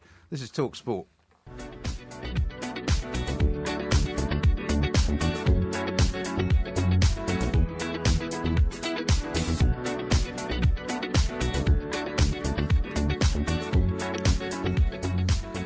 This is Talk Sports Extra Time. I'm Mike Graham. He's Mike Parry. We are the two Mikes. Coming up, it's the Alan Brazil Sports Breakfast, of course, at 6 o'clock. In the next hour, we'll be looking ahead to all the big games in the Premier League. But let's talk about mountaineering, because that was something else you wanted to raise on the show this morning. Because you told me you've decided you might want to take up mountaineering. Having walked around a lot for most of your life, it's probably not that much of a stretch, is it? Well, you see, my sort of walking career is a bit curtailed at the moment because of the gout foot. Yes, of course. And are you sure it's still gout, by the way? Well, it's maybe you should go and get it seen by somebody. I am. I'm going to see a specialist today. Oh, okay. And in fact, I've got a very busy day. I'm getting my roof garden rebuilt. Roof garden done, yeah. I've got to go and see the specialist. Can they do that in one day? What? The roof garden? Yes, they can. Yeah. Isn't that going to be very disruptive to the neighbours? If they're putting up slabs and putting them down and all that? No, not at all. And there's four of them. Have you informed the neighbours? No, I don't need to. Why not? Why should I inform the neighbours? Well, because if you're living in a block of flats and you're going to be doing some what sounds like pretty serious building work, surely you'd want to let them know in case they're, It's not my job to let them know, honestly. So you're just not so inconsiderate. No, I'm not. No. I'd be pretty annoyed if for example, where I live, which is, there are other flats there, right? I sleep there during the day, obviously, because I work all night. Yes. Now, if some maniac came next door and started, putting a cement mixer on... No, it's not a cement mixer. And digging stuff around... All they're doing... Well, they're moving slabs. They're not actually slabs. These are not like huge slabs that you'd make a pavement out of. Right. They are no more than 9 inches square. Oh, okay. Well, still, moving tiles is a noisy business. They're almost like mosaics and things like that. But it's a noisy business. Well, what else can you do? It's got to be done. You want to do it in the middle of the night when people are sleeping? No, you do it during the day. No, but I think there shouldn't be anybody in. But people should be out working and living. Yeah, but I think you ought to have informed them in case they were planning to be in. How can I inform? What do you mean? Go around posting notices through their window and their door? Don't you have a communal kind of notice board somewhere? No. I don't. I don't have an integration with the neighbours because we all have different reasons. Apart from that guy who lives opposite for you, being alive. When you offered to knock his door down and show how easy it was to do it. Well, I did, because that would have been helpful to him, and he could have got a proper door then, and then I would have saved him from being burgled or something like that. But anyway, that's by the by. Okay, so you've got a busy day anyway. So apart from the remaking of your patio, I thought about doing a bit of mountaineering. And I thought, first of all, about going to one of these places where you climb up a wall. You know what I mean? What's it called? Yeah, it's called a wall. Well, I know it's called a wall, but is there a special name for going to, like... do you know, by the way, on some of these cruise ships these days, they have walls 100 feet high. They do, yeah. For mountaineers to climb up and down. It's quite astonishing.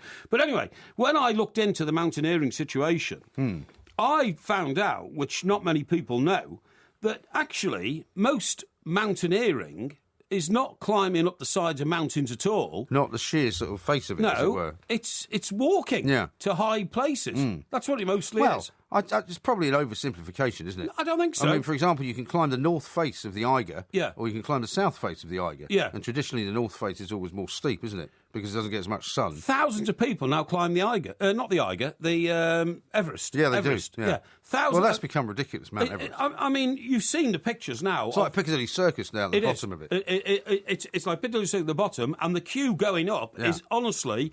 You think you're looking at an escalator on the London Underground. Yeah. There are so many people on the side of Everest going up. It's unbelievable. Yeah. When you think that Sir Edmund Hillary, first conquered it with his Sherpa in 1953... Imagine if he got there and had to join a queue. Yeah, that's what I'm saying. It's amazing, isn't it? Yeah, and he got up there and he did it on the same day, by the way, that Queen Elizabeth II was crowned. Is that right? You know that, do you? In 1953? Yeah, exactly the same day. Really? Yeah. Well, I think I did know that, yeah. Amazing. Maybe he timed it to do it that way. But anyway, the point of the story is, I thought, This was 1952, actually, wasn't it? What? Was it not 1952? No, 53. 53? It was 53. Okay. Yeah, believe me, it's 53. I know these things. I'm just thinking of the Silver Jubilee in 1977. Yeah, but what happened was she ascended to the throne in 1952. Yeah. But the coronation didn't take place until the following year. Oh, that would explain it because then. Traditionally, the coronation takes place at the opening of Parliament. So the Silver Jubilee was the Jubilee of her being announced as Queen. Exactly. As opposed to the actual coronation. When her father died, when she was on tour in Kenya with the then young Prince Philip, who's now the Duke of Edinburgh. Yes. And has been ever since. So I'm thinking about mountaineering, and I think, let's get into it and all that. And suddenly I find, actually, it's not. Mountaineering does not consist anymore of putting, like, clamp-like boots on, with spikes on them, and going around with things called pitons, is it? Pitons, yeah. Which is those are iron things, a bit like big nails that you hammer into the rock. Right, that you smash into rock, yeah. And I think you're probably ropes and all that. You're probably doing a slight disservice to an awful lot of mountaineers who actually do quite dangerous things. I'm not sure. Listen to this. But you can. I mean, it's certainly true to say. For example, when I was in Scotland, if you wanted to walk up Ben Nevis, for example, there is a route that you can take where you can walk up it. However, there is also another route you can take where you can climb up it if you wish. Most people walk up mountains; they don't climb them. Now, did you know, for instance, that most mountains in the world have never been climbed? Because you see, what mountaineers do is they find mountains that are climbable, and they just keep climbing them. Yeah. But what's disappointing in the culture of mountaineering for me is that nobody anymore tackles new mountains. Right. Because what do you mean new mountains? Well, like a mountain that's not been climbed before. Yeah, but it's not a new mountain, is it? It's a new mountain in terms of climbability. Well, yeah, but it's always been there as long as the other mountains. Yeah, of course it's always been there. So That's it's a mountain that hasn't been climbed. When they're asked, why did you climb the mountain? You said, because it was there. Right. You know what I mean? Bring man to the mountain. Yeah. I did a story once in Wales about a mountain that was about to fall in on the village. And the villagers went up there and tied this huge chain around it to stop the bit falling off into the village. Yeah. It was in somewhere. It sounded like the mountain was going to fall into the village. Yeah, the mountain was going to. No, half of the mountain was going to fall into the village, so they put a big chain around it. Seriously, it was like that as a belt. result of mining or something. Well, I think it was a result of the weather. You know, what happens is the rain gets in the top and then it forces cracks in it and it's going to fall off. It was somewhere like, well, I can remember now because I got snowed in there for a couple of days and I'm trying to remember what it was. Snowdon. No, it wasn't Snowdon. No. That's in Snowdonia. It is. No, very beautiful part of the world. That. It is, of course it is. Yeah. No, it was somewhere like. Well, it's a funny name. It's a Welsh name, you know. They have funny names in Wales. And Welsh names in Wales. Well, they do actually, yeah. And they're beautifully lyrical, but I just can't pronounce them. Anyway. Well, it's a bit like all the mountains in the Himalayas. You know, people tend to climb Everest, and there's K2, isn't there, which is actually the same height, if not taller, in certain places. And people tend to climb that one less for some reason. Yeah, they do. Now, listen to this. Down in the sub-Antarctic, okay? Yeah, where the penguins are. That's right, where the penguins are. There are just 3 mountains that have been climbed, the 3 Trident Peaks. There are hundreds of mountains, and most of the mountains in Antarctica have never been touched, okay? Well, that's because they're very, very cold, presumably. It's pretty unwelcoming. Yeah, but so the 3 that have already been climbed. Yeah. Now, what about this? One of the best-known mountain ranges in the whole of the world is, of course... It's the Himalayas, isn't it? Himalayas, that's right. Yeah. Is that where Everest is? That is right. It is. Yeah. I just said that. Yeah, okay, yeah. You're not even listening to me, are you? Yes, I'm listening. Anyway. Maybe we should do a quiz on mountain ranges. There are hundreds of untouched summits in the Himalayas. Yeah, there are. Yeah. Did you know that? You must have flown... Yeah, if you have flown over them. When I was flying back from... when you fly back from Australia, you might have flown over it depending on which way you went. Yeah, I might have done. But when I was coming back from Singapore, we flew over basically northern India, Kashmir, Afghanistan, like that. Yeah. And the Himalayas, it's an incredible scene from 35,000 feet up. I've seen it. Because it just looks like this kind of... It's the Hindu Kush. I flew... yeah, but you probably won't remember any of it. No, I flew back from Singapore. Yeah, I remember it. Yeah, you don't remember anything when you're on a plane. That don't be ridiculous. Now then, here we go. The head of the Biafo Glacier, right, is one of the most challenging in the world, right? Where are you reading this from? From my fact book, because I've been researching it, right? Now, the... What are you going to tell me about the Biafo Glacier, then? Yeah, I was going to tell you about that. What about it? Well, the point at the top of it is called the Solu Tower, right? Mm-hmm. Yeah. And that was first conquered in 1987. Yeah. Since then, nobody's climbed it, and 30 years on, all the neighbouring peaks are unclimbed. Right. So nobody's been round and climbed any of them either, okay? Right. So what I'm saying is that actually it's all a bit of a kind of, is it possible to climb it, then we'll climb it, not we'll go and see what happens when we do climb it. Yeah. And that, to me, takes all the challenge out of mountaineering. Seriously. Well, maybe so. Andy in Ormskirk has texted into 81089. He says the people queuing to get up Everest are only going to base camp, which is 18,000 feet. The summit is 27,000 feet. Yeah, we know that, Andy. Yeah. But they're still climbing the mountain, aren't they? They still claim that they've climbed Everest. And some of them are climbing beyond the base camp as well. Yeah. But 18,000 feet is some height to call something base camp. I mean, that's an awfully high up place to get to. Yeah. Here's one from Jono in Northwich. He says, who needs the radio times when you've got Porky Vision? Stuff he's not seen, a couple of football matches and a review of somebody else's review. Priceless. That's a bit harsh. It is the most ridiculous TV review anybody's ever heard. No, that is just a bit harsh, you know. You wanted to know what was going on in the world of television, and I told you. I mean, you don't have to, what's the analogy I'm looking for? You don't have to have been at the Battle of Waterloo to be told what happened to the Battle of Waterloo, do you? That's very true. You see what I mean? Here's one from Moira in Rochester. It says, every week we hear all about the top draw media jobs and how well-travelled Mike Parry is. Yeah. So why has he been unable to retain any of his worldly knowledge? Thus, when it comes to a simple quiz, he's as thick as two short planks. Well, that's very nice, isn't it, eh? I mean, what sort of language is that to use? Well... So, does that man expect me... Is it a man or a woman? Well, her name's Moira, so I suspect she's a woman. It's a woman. So does Moira really expect me to have any respect for her when she uses, base language like that? I don't think she's too interested. Here's one from somebody who doesn't give a name saying, listening to you in the Portmeister, or should that be the Quizmeister from Night Shift at Glen Turner Distillery in Bathgate, Scotland, making the finest whiskey. Excellent. Do you know where Bathgate is? Bathgate's just outside Glasgow. Just outside Edinburgh, actually. It's just outside Edinburgh, that's what I meant to say, yes, that's right, I meant Edinburgh, because Edinburgh's a more sophisticated city. Some would say... Some would say that. You don't upset our friends in Glasgow. Because actually, coming up in the next hour, we're going to talk about accents, funnily enough, because a new YouGov poll has come out and basically decided that the worst and ugliest accents in the British Isles are the Liverpool accent and the Birmingham accent. I don't accept that at all. Which I think is one of the accents. I've always said that your accent is somewhere between Liverpool and Birmingham. I don't know how that happened. Perhaps because I worked on the Birmingham Evening Mail for a number of years, and maybe that had some effect. So you've actually got a combination of the two worst accents in the country. I like all our accents. I've for many years, I've always felt that the Geordie accent was great as well. But in a way, it's almost become a sort of badge of honour type thing. You know what I mean? Yeah. Cheryl blame the Big Brother guy as well. You know, the guy that used to come onto the big, in the Brother and say, Dear 4. You've never watched Big Brother, have you? No, I haven't. No. You've never watched Big Brother? No. Ever? Anton Decker got great accents, you know. But then sometimes you find the Geordie accent so acute. It's usually a football fan who's disgruntled about Newcastle United's result. I found a saying here from Russia. Have you? Because we were talking about the Russian mafia and all that. Were. Here, how about this? There's a Russian saying that no one has done anything wrong, so why has everybody got a black eye?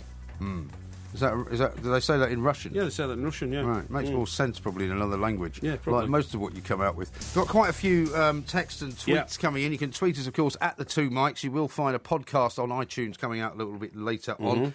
William says this, does Mike Parry know that the volcano Olympus Mons on Mars is 3 times the height of Everest? It's the highest in the solar system. Is that right? How do we know that? Isn't that extraordinary? Well, because we've been mapping Mars now for many years, and I suppose we've got a pretty good idea of how undulating the actual surface of the planet is. That sounds quite amazing. It does. Now, David James Butler has tweeted us to say, please say hello to Dawn Taylor, listening to you in Cleethorpes. I like Cleethorpes. You do? I do like Cleethorpes, Why? Yeah.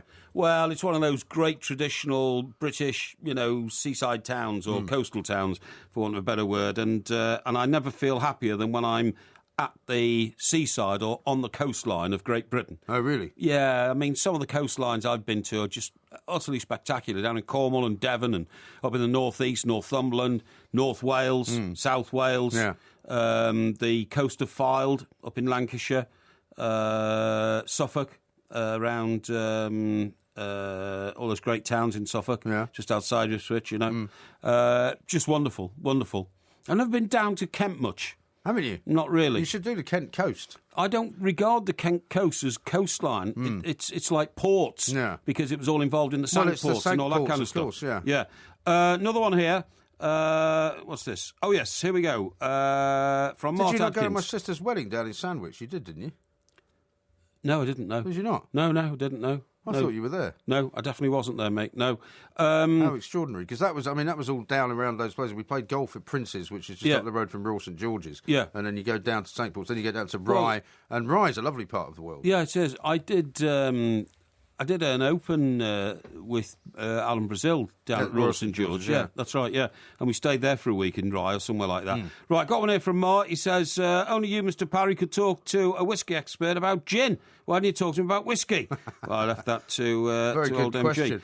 Here's one from PK. Who says, is Parry confusing the queues to Everest with those on Black Friday? The queues of people who beat him to the cheap televisions. No, not at all. Not at all. That Black Friday didn't do any good for the reputation of this country. Made us all look like wild animals in pursuit of commercial goods, right? And a lot of people, Mike, around the world on the internet compared the uncivilised behaviour of English/British shoppers with the desperate plight of poor people in countries where they have to scrabble for food in the same way as we scrabble for commercial goods. Very, very embarrassing indeed that we should behave like that. And we learned yesterday, actually, from Sandy, particularly, there was so much online shopping that went on that weekend that if you actually are expecting Christmas presents to be delivered to you between now and Christmas by some, packaging companies and some delivery companies, it's not going to happen because they've got such a backup of deliveries that they have to make that they just can't make them. And they're already receiving lots of goods back, aren't they? That's from right. Rejected people who ordered the wrong thing. Listen, we talked about gin and whiskey before. We talked about drink often on this. Did you know that the second most useful invention in the whole of the history of the world after the wheel is the barrel? Is it? And if you think about it, everything in the world, the third most useful was the container, because the container took over from, ships' holds, didn't it, and all that. But before... You mean a container as in what goes on a container ship? Yeah. I mean, a big, massive container. I do. Before that, everything went in a barrel. Think of any product or any produce anywhere in the world, and it was all transported by barrel. What about tomatoes in a tin? Yeah, but before we had tins, they went in barrels. Did they? Yeah, of course they did. Maybe they didn't transport them. Listen, I'll tell you what goes in barrels. Sherry. Yeah. Beer. Yeah. Whiskey, gin. Yeah. So far, you're talking about alcohol. Hang on. Maize, rye, corn, all goes in barrels. Yeah. All goes in barrels. Wool. Leather. Wool used to go in cases, didn't it? Well, go in barrels as well. Tea used to go in cases, like tea chests. That's what they were called tea chests for. Yeah, but same tea in a barrel. Yeah, but no, you can. You get tea in a barrel. You can put anything in a barrel, but it doesn't go in a barrel. That's what I'm saying. Coffee you goes in a barrel. Teapots in a barrel. How do you about teapots? Yeah, how about this? How do you think? What about cars? You don't get them in a barrel. Oh, don't be ridiculous. But funny you should say cars. I was about to say to you, how do you think Rockefeller, the original Rockefeller, was his first name? I don't know. John Rockefeller? Maybe. Yeah. How do you think he first started transporting his oil when he invented Standard Oil? Well, oil comes in barrels. It's measured in barrels, isn't it? That's what I'm saying, in barrels, yeah. But not everything goes in barrels. No. But what I'm saying is, in those days, the barrels of oil weren't like J.R. Ewing's barrels of oil, which are metal barrels, right? And a measurement of oil. Yeah. You talk about how many barrels you get a day out of an oil mine. Sorry, not an oil mine, an oil. An oil well. Oil well, sorry. Yeah, that's right, yeah. An oil mine. Yeah.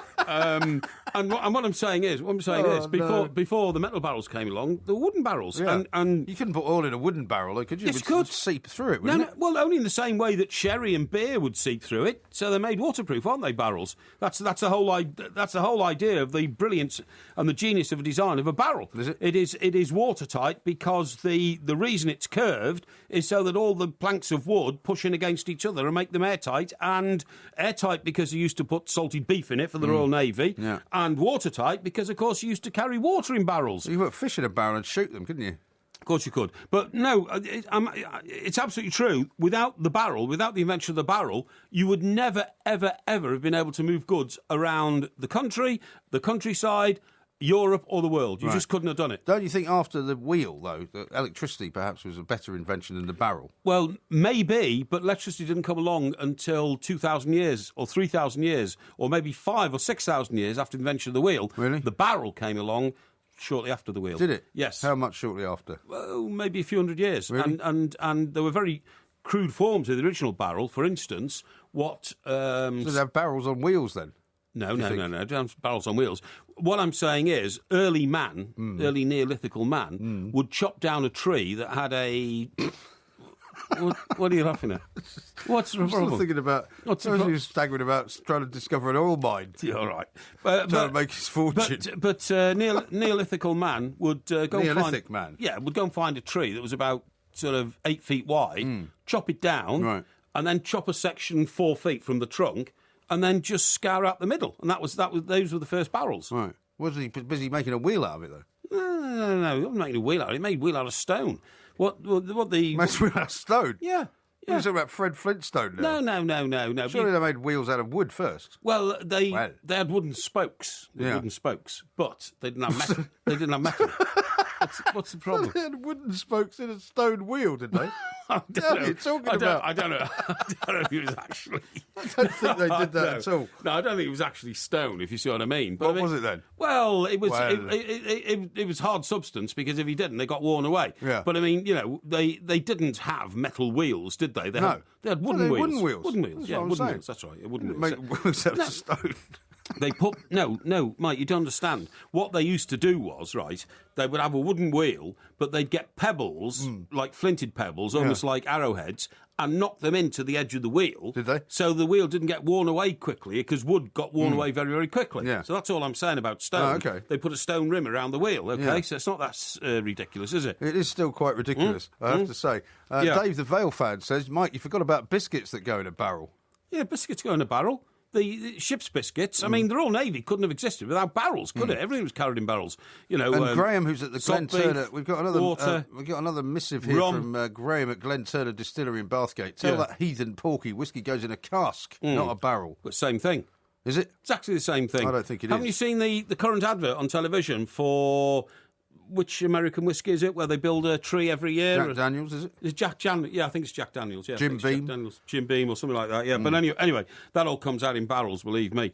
And the great thing is, which you probably didn't know until I've told you now, the reason sherry is the colour it is, sherry, when it's distilled, is white. Is it? Because it comes from the white grape, the green grape. You can get white sherry, can't you? You can get white sherry. But the reason that most sherry is the colour it is that it was brought back from the places where they made sherry in barrels. Hey? Jerez, that's right, yeah. In barrels that were formerly taking out products in those barrels which were red. Right, and what? This is like one of your shopping trips. No. Cherries? No, maybe. But things that, like meat and all that kind of stuff, you see what I mean? What, so the sherry was stained with blood, is that what you're telling me? Well, yes, almost, yeah. Really? They were stained by darker substances that were in the barrels when the barrels went out there. So it wasn't red wine? No, it wasn't. Definitely not, no, because we were importing wine in those days. Nobody grew wine in this country until the 20th century. Despite the fact that we were told that... They still don't grow wine, really, do they? No, they don't, no. But, we were told, with climate change and all that, the Romans used to distill their own wine in Northumberland. Right. Well, there's no evidence of that whatsoever. That's just a load of nonsense. Well, we were going to do predictions on the football. Yeah, let's do that. But we seem to have run out of time, as ever, with your charming story about the oil mines. Yeah. Coming up, though, we will do some of that. We'll have a look at what's going on the front pages as well with Sandy War. It's all coming next on TalkSport. From the town of Bedrock, they're a page right out of his story. That was the Two Mikes podcast. Yes, it certainly was. Don't forget, it's out every Tuesday and every Friday morning on iTunes. And you can follow us at the Two Mikes. So keep listening for more of MG's loose morals. Believe me, this boy hasn't got a moral fibre in his body. And more of his bizarre buffoonery. What?